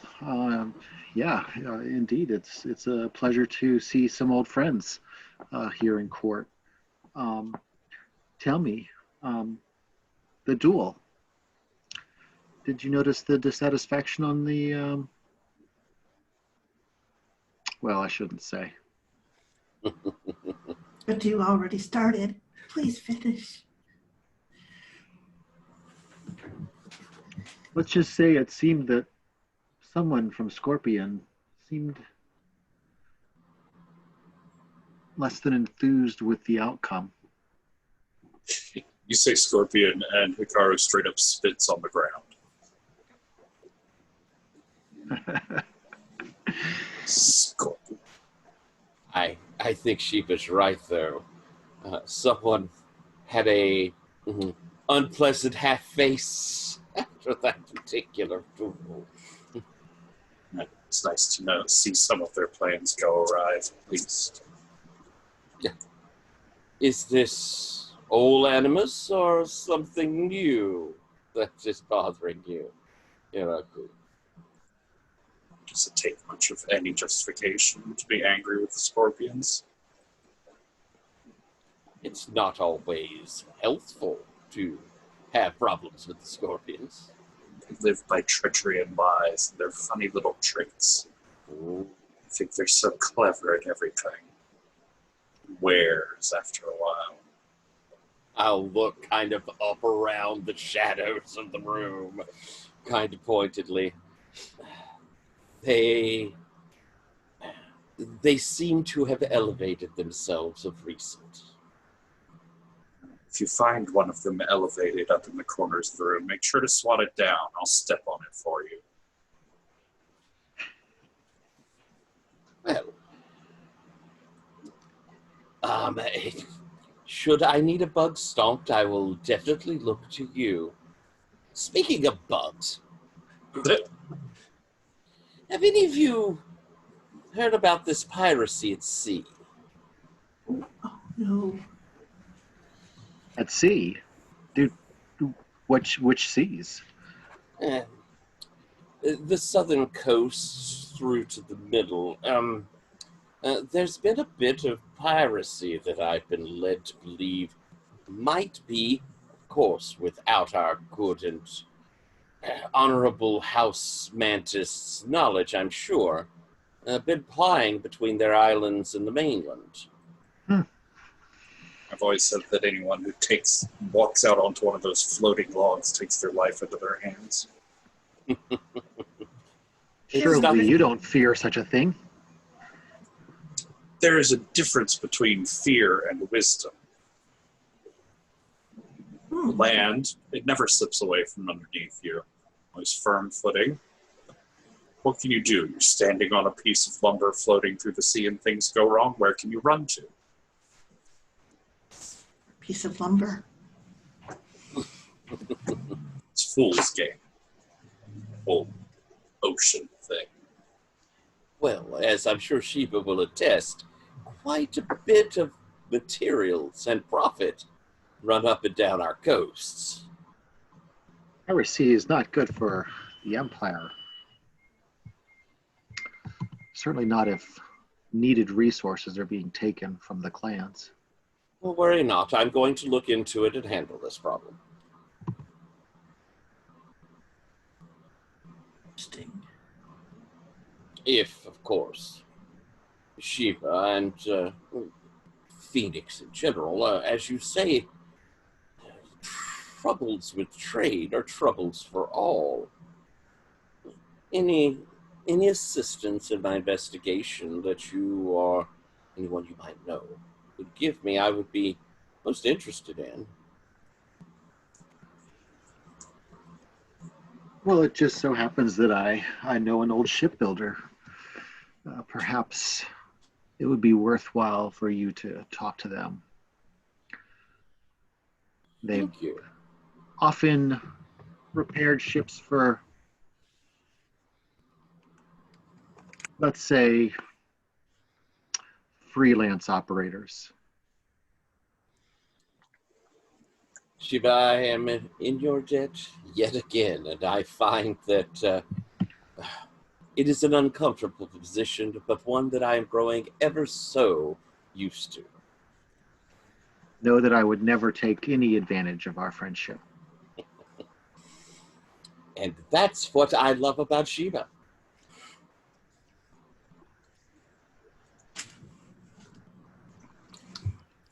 What I do... oh, sorry. I do think that Haruma Reiko will tug Shinjo Hikaru's sleeve at a certain point. Not like to talk immediately, but just to that sort of twinge to say, speak to her later. So sorry, go on. I just wanted to insert that. Give sort of a side eye and a nod at that. Nice. I've heard much of the bridge building project. It's all the talk. It's just a plan right now. I'll be interested to see which other clans are participating.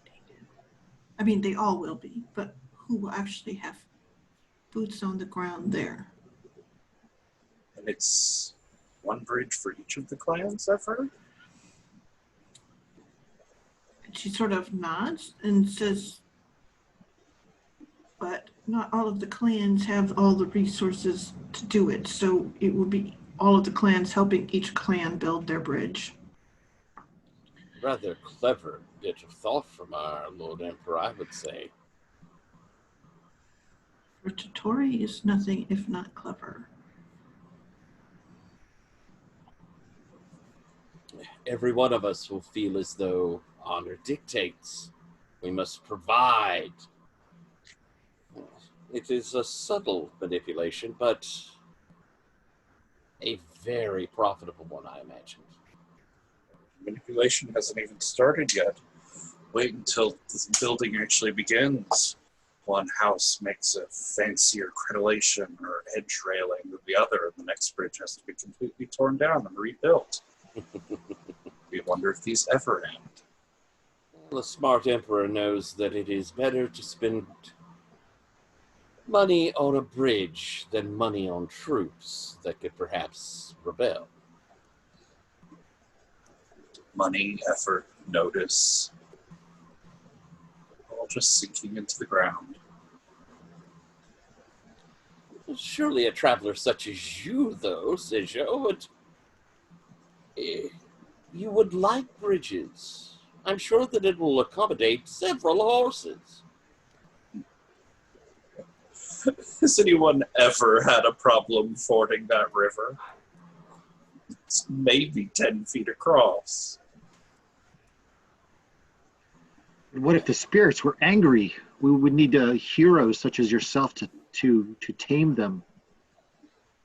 I'm sure the bridges are very nice. It's just Normal such folk like myself. investment in one. And while the river is perhaps much narrower up north, I assure you it will be of great use down south, where it ranges far broader than 10 feet.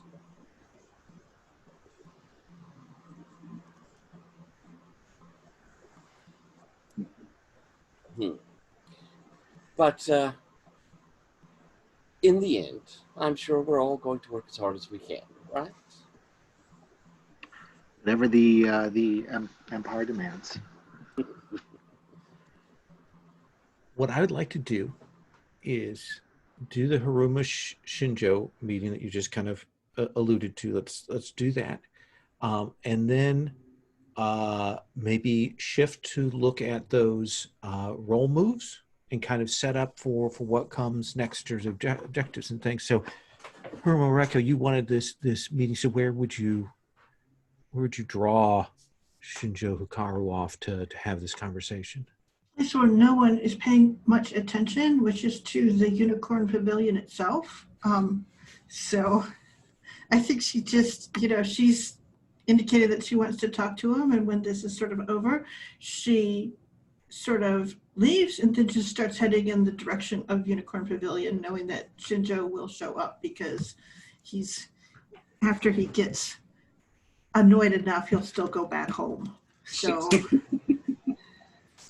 I think he will show up a little bit later and sees you hanging out with the horses. Are you inside one of the pavilions? Yeah, she always goes and pets the horses, but she's very respectful because she knows that they're like completely different than the crane or the crab ponies, that they're like, because they're huge and everything, but she talks very nice to them.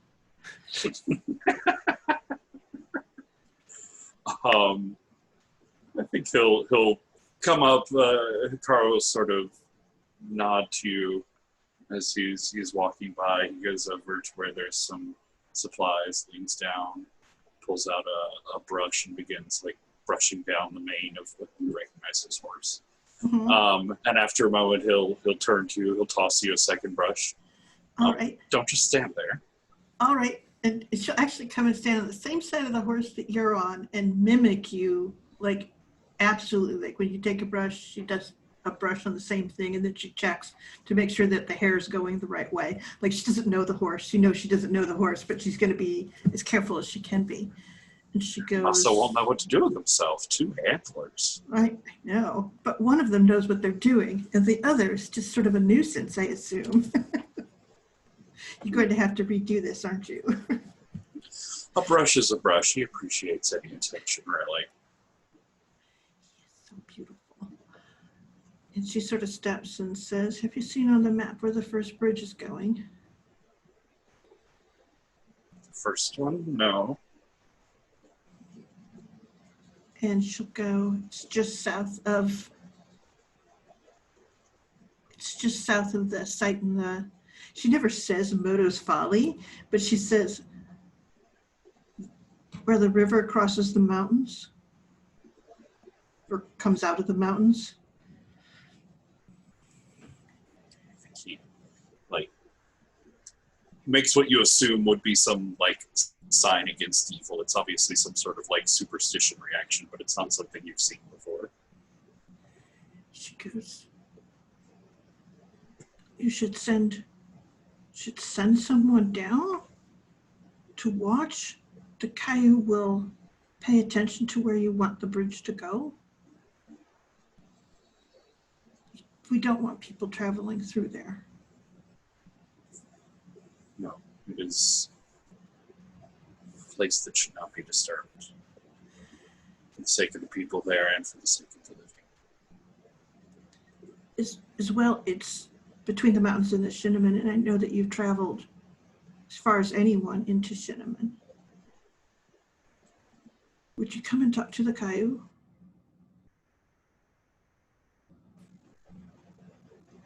Yes, I can at least see what their plans are. I can tell them areas to stay away from. And she sort of kind of stops and says,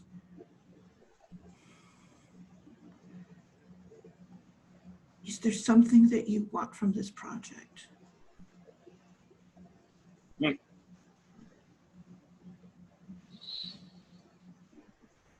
be too much to build one of the bridges out of the bones of scorpions.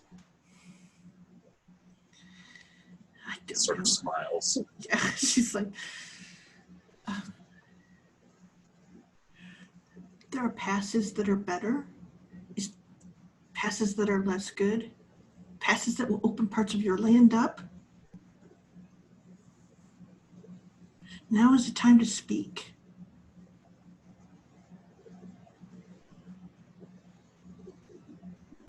Go back to your people and see what they want. Come to us.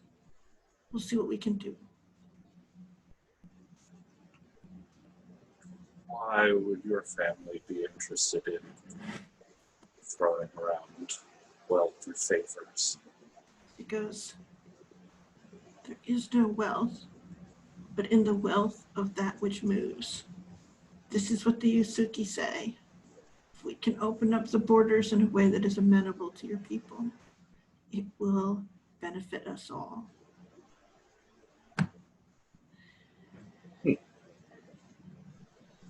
This is not wisdom I would have expected to hear from one of the home clans. It's, you don't talk to the Yusuki very often, do you?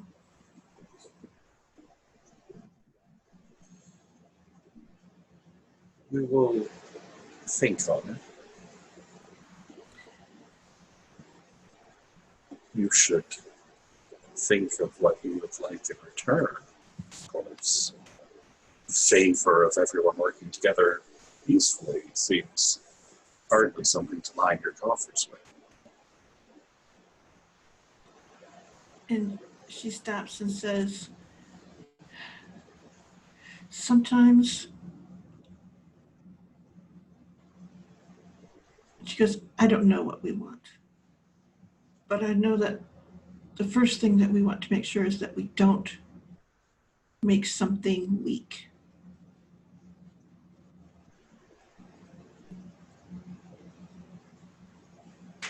Does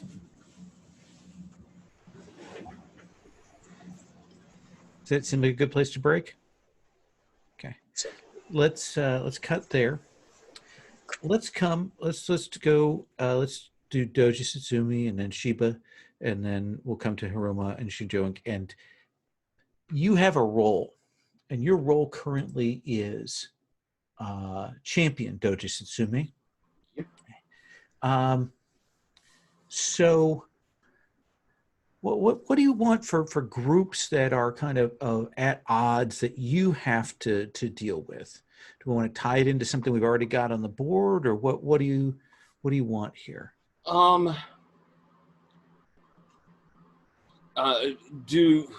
My mission to go and deal with these pirates, I don't know if that's going to fit it right.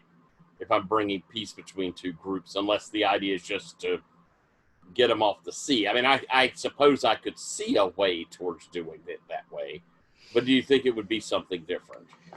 Well, is your strategy to get the mantis to pitch in on this, or yes, I ultimately would like the mantis to solve this problem. Then I think that is a question of you trying to bring peace between, or some kind of accommodation or debt between the crane and the mantis. Does that seem good? Yeah. And so tell me, the crane have ships, but not that many. It's not a big thing for them. But I mean, we're a sea power. Yeah. in the sense that we trade You heavy. trade, but not like the mantis trade. But No. so which family do you think has the essentially that duty? Is it the Ide? Not the Ide. Sorry, is it the Doji, the Daidoji, the Asahina, the I think Kakita? it's the Doji because our capital and Doji itself is that big port city, the river and the ocean there. So tell me, who is it that you know amongst the like this? If there is a branch of the Doji family that oversees maritime adventures, who is it that you know amongst that power structure?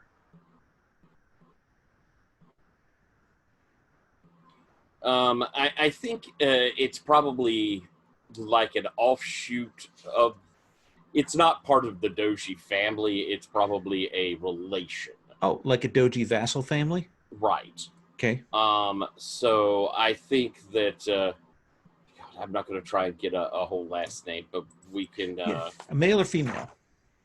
Let's go with male. Okay.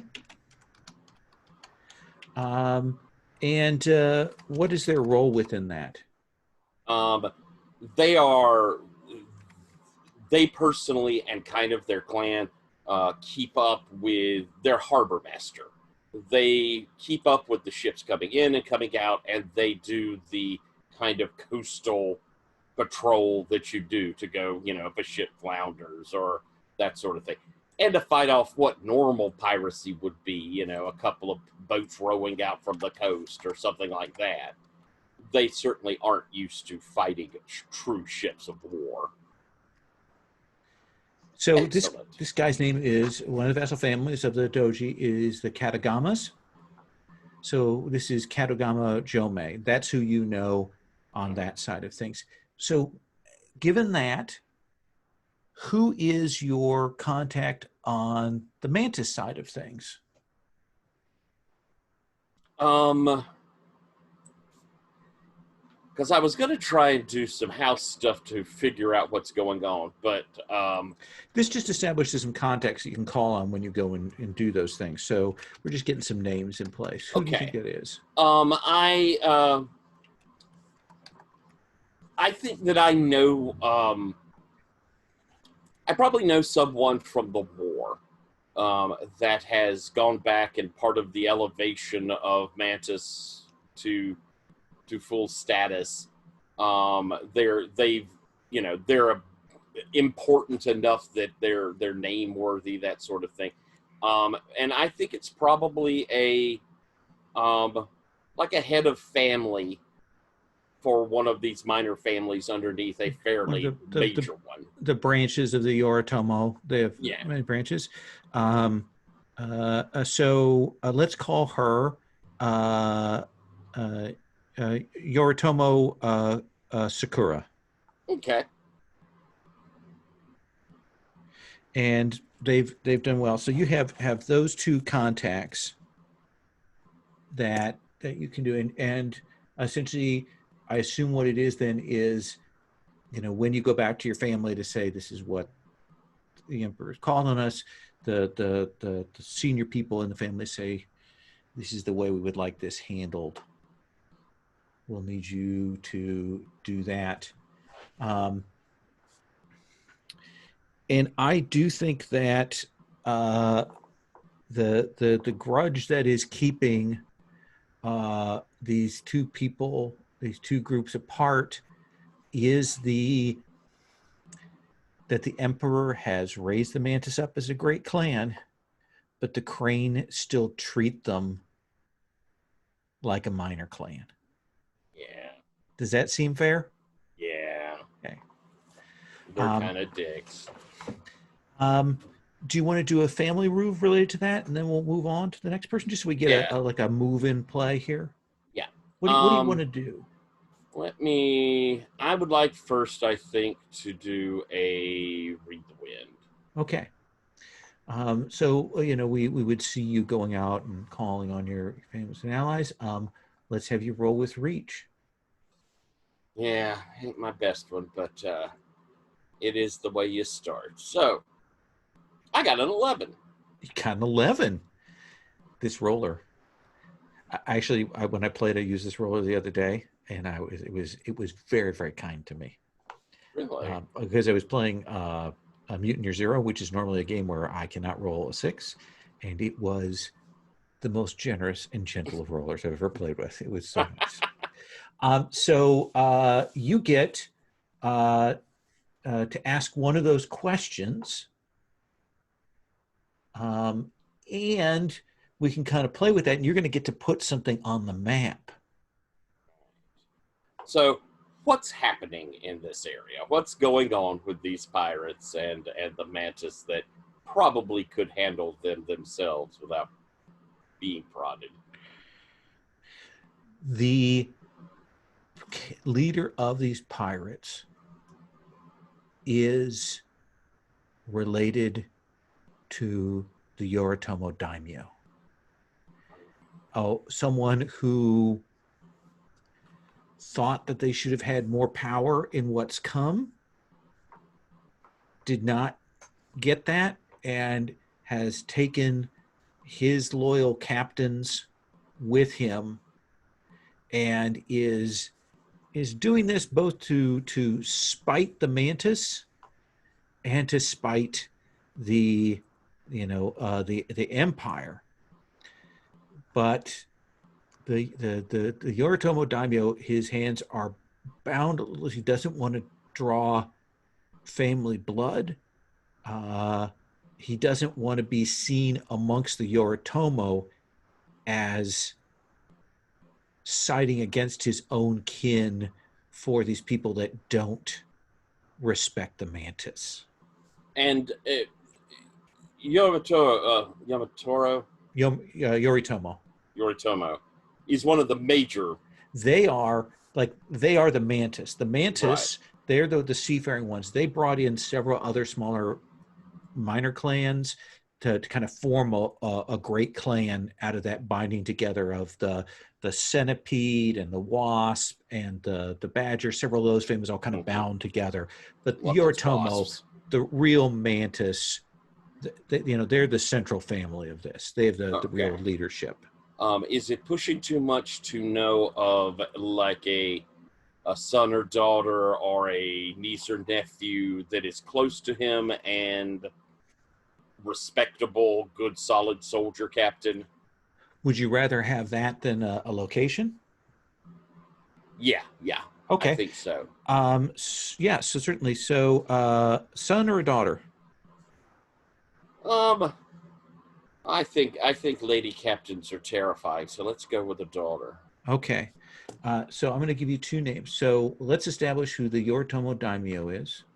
Okay. So we're actually going to give you three names here. So the Yoritomo daimyo is Yoritomo Kado. So that's a daimyo. And then Yoritomo Maiko is the daughter of that daimyo. Okay. And then let's give you the name of this pirate captain, and we will call him Yoritomo Raiden. Okay, cool. So Yoritomo Maiko, you have people that can speak to her. You have made those kinds of through the Crane clan inroads. So if you need to have a message taken to them, if you need introduction to them, you can do that. Does that seem fair? That seems fair. It sets me up for what I want to do later. So let's come to Shiba Kazuko. Let's look at your role choice. Mark when your clan relies on you to find a crucial resource.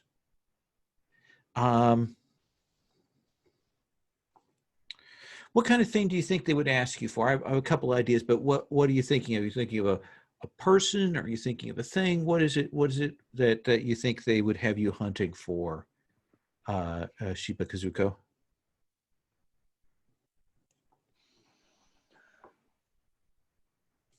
Let me check my needs.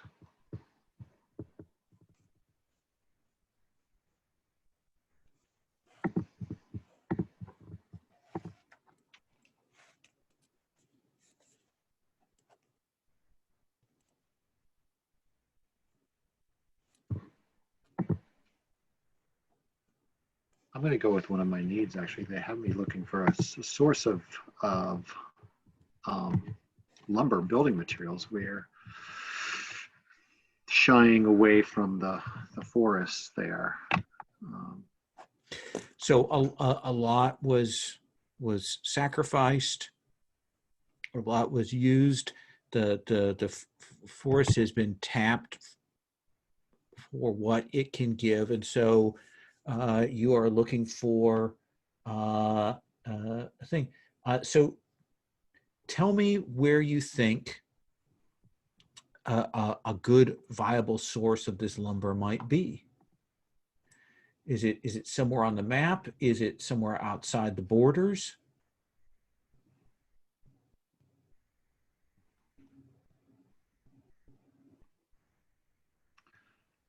Actually, I like the idea of it being outside the borders.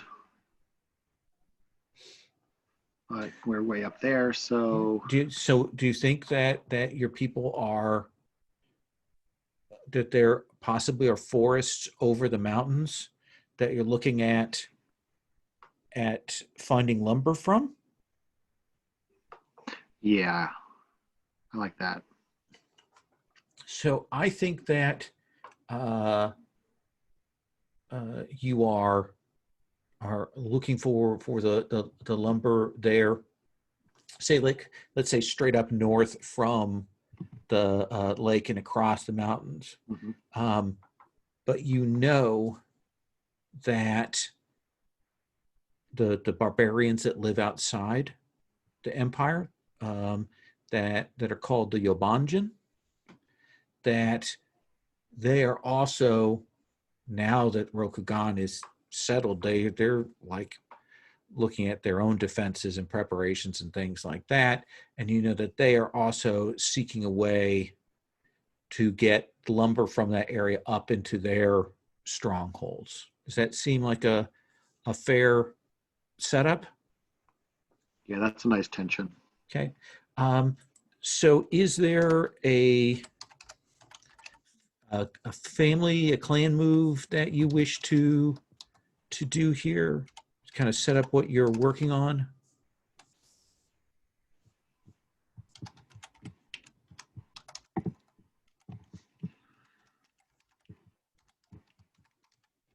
Either that particular project or the one assigned to you by the emperor. What do you think?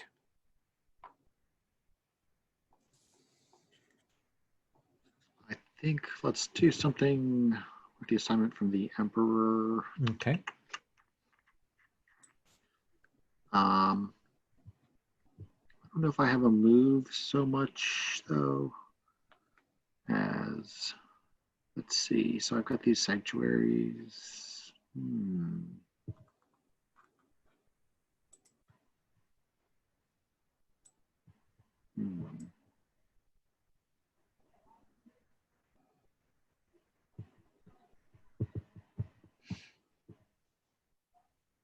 And you started this season with a favor of +1. +1, yeah. So you have either surplus coin or surplus prestige because of that thousand shrines move. Yeah, I put in coin. Okay. All right, so how about, so we've got a surplus of recruits. We're going to be giving those surplus recruits to the effort for the bridges. But really the guises, we're trying to get them down there so that we can find out what's going on with the spirits. What's your mood? Is there like a set? How many needs do you have, and how many surpluses do you have? Currently, the mood is 0. I've got 3 surpluses, although recruits were sacrificing here, and then I've got 5 needs. So I guess I'm minus 2. Is that right? -2.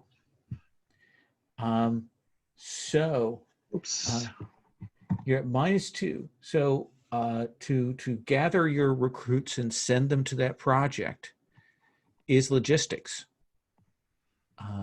And with your mood being -2, you have to pick 2 things from the logistics list. This is on the Clan Moves tab in the 3rd column.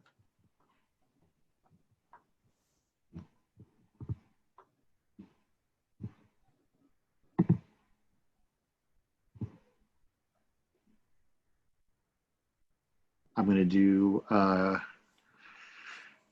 you push yourselves to make it happen. Okay. And, oh, I don't want those 2. We're going to have to travel through somebody's lands. We're going to need their consent. And I think that it's pretty clear that to get these people to the project, you're going to have to pass through the lands of the lion. Yeah, looks that And way. you are going to have to go and negotiate and do a deal of some kind with the lion to let these recruits through. And let's see. I think that sending. What are your needs right now? They are attunement. Scroll up. Rice, peace, respect, and the lumber. So things are not great. You have this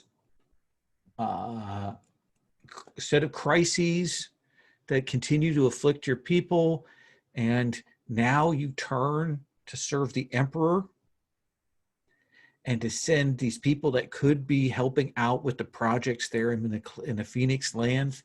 And I think that you are going to take need morale.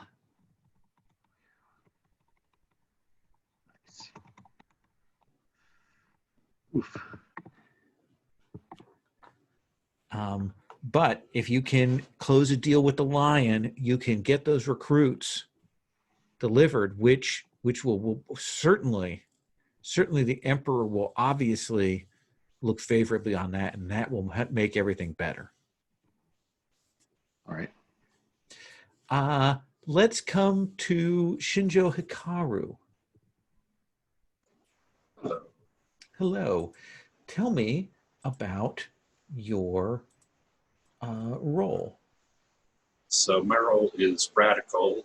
Mark when you seek tutelage of kami, oracle, or other similar being. Say what way you are worked by the pilgrimage in mind or body. The GM says what we need to do to win their approval. So let me talk about what that can mean. The kami could be like one of the greater kami of a particular area. An oracle, there are 5 oracles, one for each of the elements. They are embodiments of that element. They like are weird and ageless, but they change who they are from time to time, and it bothers people because it is it might be like a peasant boy suddenly becomes the oracle, or they're also the dragons of the elements of the 5, and then other things that could also be, or even the Kirin.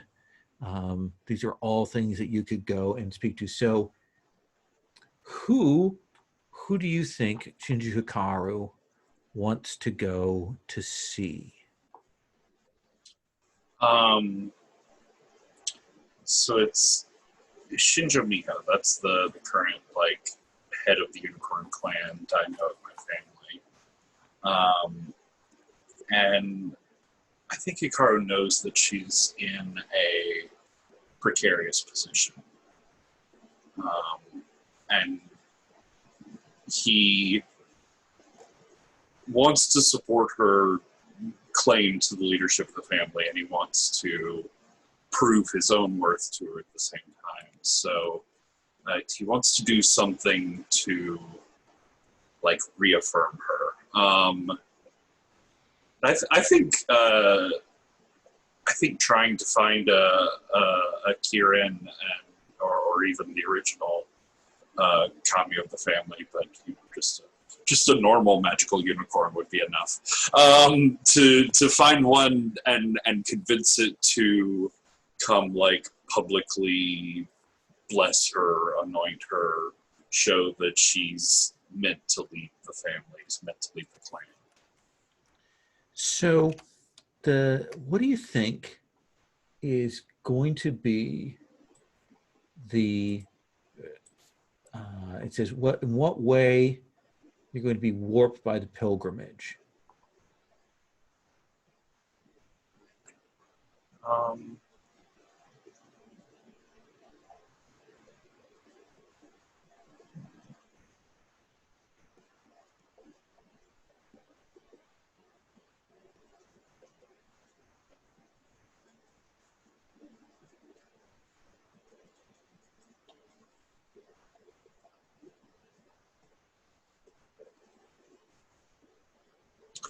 Sure, I don't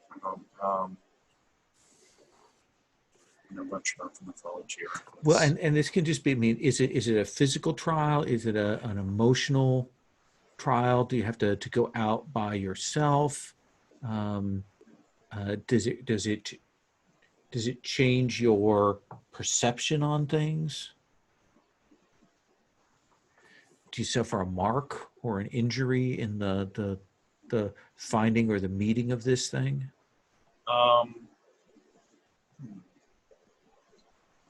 See, maybe it's like it is a mark, but it's like a mark of judgment. It's sort of the unicorn legends of you can only talk to the Kirin if you're worthy in some way, and he's got to be like face being judged by this kami personally before he can even get it to come in and help his family. And I think that as you go to the mountaintop, climb to the place where was last seen, you do the rituals, you're there for days and nights doing that, calling on the kami, and it is when a thunderstorm rolls in that the Kirin rides down on lightning out of the sky and stands there before you, that nimbus of electricity crackling around it as you look forward, and it leans its horn, and you feel yourself fail in judgment as it touches you, and you feel that kind of a burning, and you realize that there's almost like, you know how when people get hit by lightning, they have those kind of weird veins that one of your arms is marked like that. But of course, you're handsome, so it looks cool rather than looking horrible, okay? And the Kirin says, all of your rage crackles through you like a lightning bolt. I will come and do as you wish to aid your daimyo, but there is a thing you must do. Anything, name it. How my own failings should not hold my family back. How can I erase this stain? You must change the heart of a scorpion. Physically?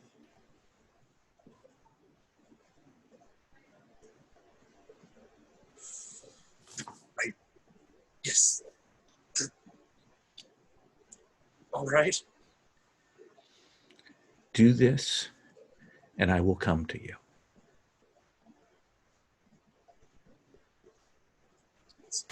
Any scorpion? Change the heart of a scorpion. You know what I mean. No, wait. No, it's definitely not.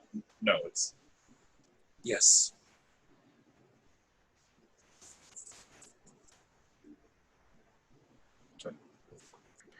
Back there. And there's that flash, and I mean, you hear the thunder immediately as that lightning comes, and there's that flash as you see it ride back up into the clouds. It's and he's like, I imagine like some burned clothing there that's showing off his new arm brand, but he's quickly like finding another cloak from his pack, covering it up, and he's like hiding from the shame of this idea that his failings, his entirely justifiable hatred of the scorpions, might be what holds Miho back, and that's. I think that's the real like wound of it to him, not the pain of the scar, but like this commune was blaming him directly for holding all of them back. Does that seem pretty good? It seems awful, but it seems very cool. Okay. Haruma Raiko, Yes.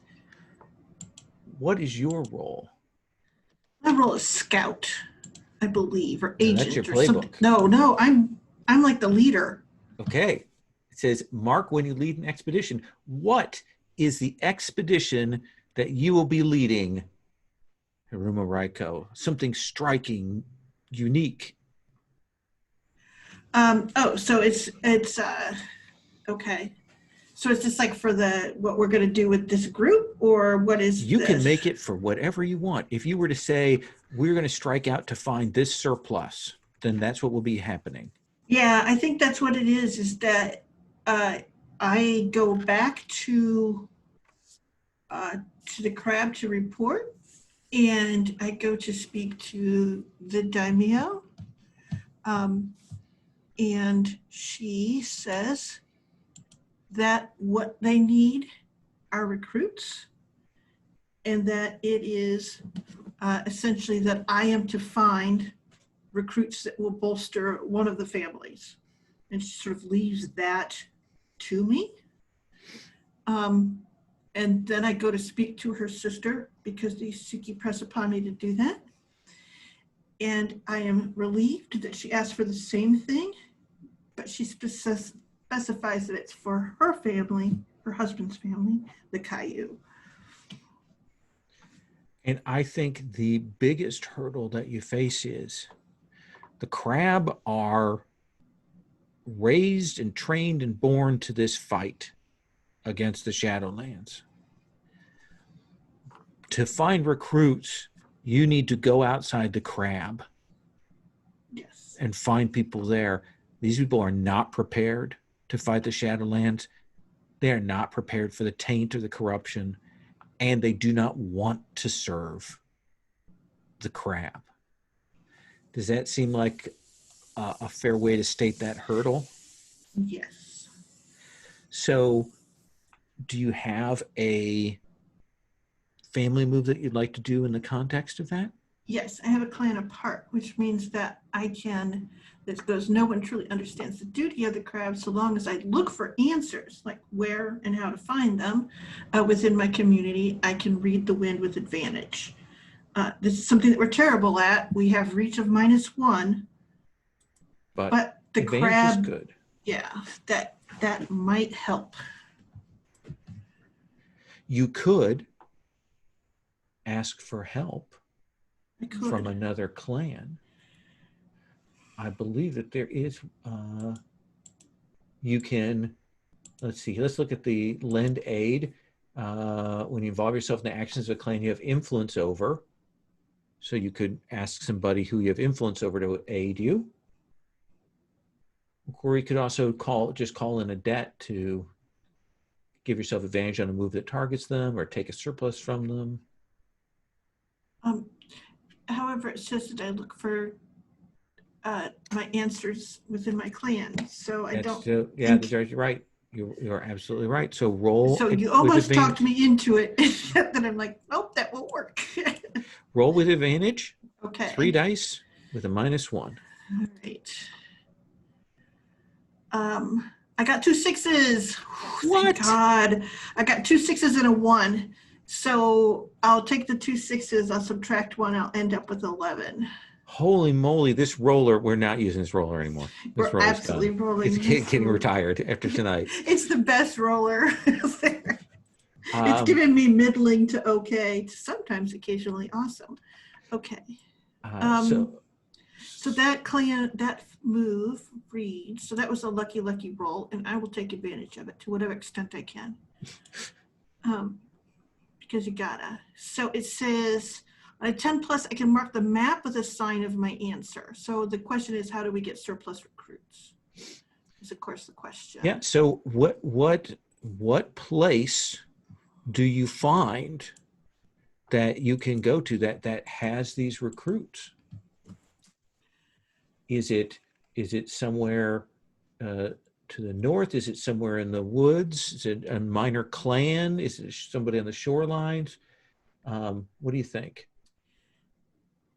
I think that actually what it is it's sort of a pushback from what Doji Satsumi is doing.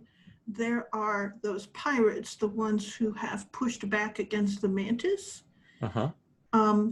And things are getting tougher for them, but they have of necessity been builders, and they need shelter, and they are a rowdy lot who need discipline, if that makes any sense. Excellent. So where is this secret port? I think I will grab a shape for you.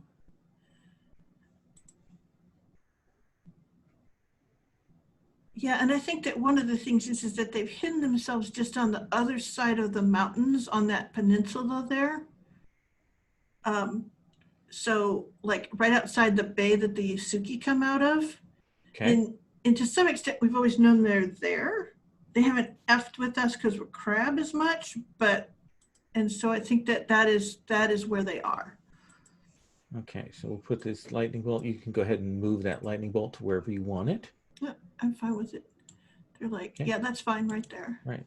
And I'll put a pirate thing. So you know that this is a place you might be able to go to. Of course, it may cross paths with what Doji Satsumi wants, or it may help. I don't know. You don't know. That is where my clan says there are people with the skills, that we need for building, and that can move over there, and they're strong enough and tough enough. And I think that will set us up for next time. Does that seem fair? We'll be able to kind of roll in faster. I'll be putting up the, well, I'll talk about that in a second. So if you don't mind, I wouldn't mind doing a quick stars and wishes. I know we didn't get a full session, but we've got a lot of things in play. Stars being things that you like, that you're like, oh, I definitely want more of this. I'm digging this. Wishes being like, oh, I really want to see more of this next time, given what we've had so far. So Sherry, can I start with you? Kind of go reverse order. Sure, because I forgot to mute myself, so I can just keep talking, and I don't have to have the usual babble along while I'm muted thing. So that's awesome.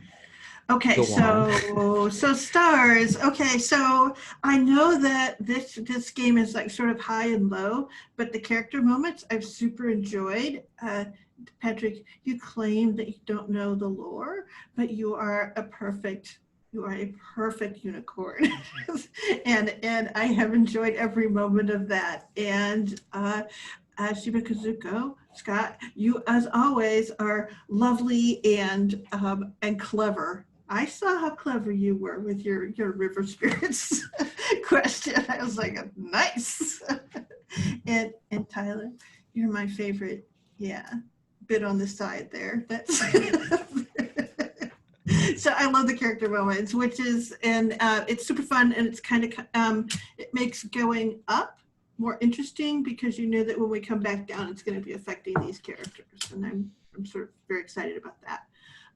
Wishes. I hope I keep rolling well. Dang, I would love to roll well in this game. That is typically not what happens for me. Anything else wishes wise? No, I don't. Okay. I don't know. I want to see how these big works roll out. I have never, like in the games I've been in, it's been like Patrick has done a bunch of crazy mechanical mojo that I didn't follow, and sort of miraculously made one come together. And I was like, I don't know what just happened. So, and then it seemed like he got really beat up for it. So I was like, I don't know. This project maybe not so great. So I'm interested to see how these work and kind of like what the fallout is, particularly if we're supposed to all be working on it. Yeah, I do think that it is a little easier to finish a project in this game than it is in Legacy, like a lot easier. Is it? And I think that makes it a little more interesting. Patrick, stars, wishes. This was really neat. I had a fun time with the session. I really like having someone to hate without any really deep reason or justification. That's always fun. And then to have it come around at the end and bite me in the ass with the Kieran it was beautiful. It was so much the thing of like, but do you have a second option? Like, is there a plan B? I also really loved Kazuko Scott, like having her come in and just like overwhelm Hikaru out of his funk with like praise and excitement and tell me this story and that story. Like it was very nice. It was a perfect moment. It was a great way to pull him up out of the funk in a good like. It was also a good introduction of the characters to each other, which it was a great way to see the backstory happening in real time, which was very nice. Wishes. I feel like I have a little bit more idea of where to go forward with this. This one didn't. Let me start that sentence over. Sure. This setup didn't push me as directly into like, oh, I see the paths I need to follow as some other ones. So I want to track down some other goals, but the court, like that 6 or less, does that weird thing where you can do anything you want, but you've got to, you're not getting any bonuses, but now you've got to figure out what your path is. And I think actually that's the hard move, is it doesn't give you any direction. Mm-hmm. And actually, in that vein, I was looking through, is there any way to gain influence other than your clan-specific influence move? I think there is. Find common ground will do it. Yeah. Isn't it? What's that? Find common ground. Their faction gets influence on your clan. That's a way for someone else to get influence on you, but kind of a trade-off. Let me look. That's a really good question. Because I couldn't find any other active way to get it other than your particular influence move, which, if that's the only way, then my wish is lots of groups in terrible danger that I can save them from. Yeah, let me look through. There must be some other ways for that to happen. You know what I mean? Besides bringing your character back from, when you bring your character's relic back to their clan, you can get influence that way. So I can do it with your corpse. So yeah, I will look and see if there are other mechanics for influence. That's a really good point. Cool. Scott, stars, wishes? Yeah, so I do, folks know I do 1 star. And I really, really loved how Patrick played his unicorn from the start on. It's amazing that you said you didn't know anything about the setting. I'm with Sherry on that. But it was really great, and it helped contrast with kind of my envisionment of Kazuko. So that was really nice too. to have them as a contrast. So I really like that. And for wishes, it's just really, I actually like everything that's on the table in terms of what's moving. I actually like playing Legacy when you have lots of needs because it forces you to do things. Yeah. And so I'm actually interested to see how it all plays out. But I actually really want to see pirates. As much as I like all the things going on with me, pirates. Okay. We will definitely get pirates on the table then next time. Absolutely. I think that is a fair request. Tyler. I really like the project. I think the idea of the 7 bridges, each clan, all of that's very clever. That struck me as a really smart Emperor move. So kudos to you for doing that. That was smart. I think I loved our characters. Scott, you hopped right in and slotted perfectly. That was excellent. It's hard to do when, we had a session to kind of hammer in things. You flowed right into us. And then when we got into actual character play, which we didn't do before, it was like you hadn't missed one. Which is just good, solid role play. So thank you. That was excellent. Patrick, I like this character. It's a little different than some you play. A much more forceful and decisive than a lot of the ones you play. And the fun is to see even when the decision ends up being bad.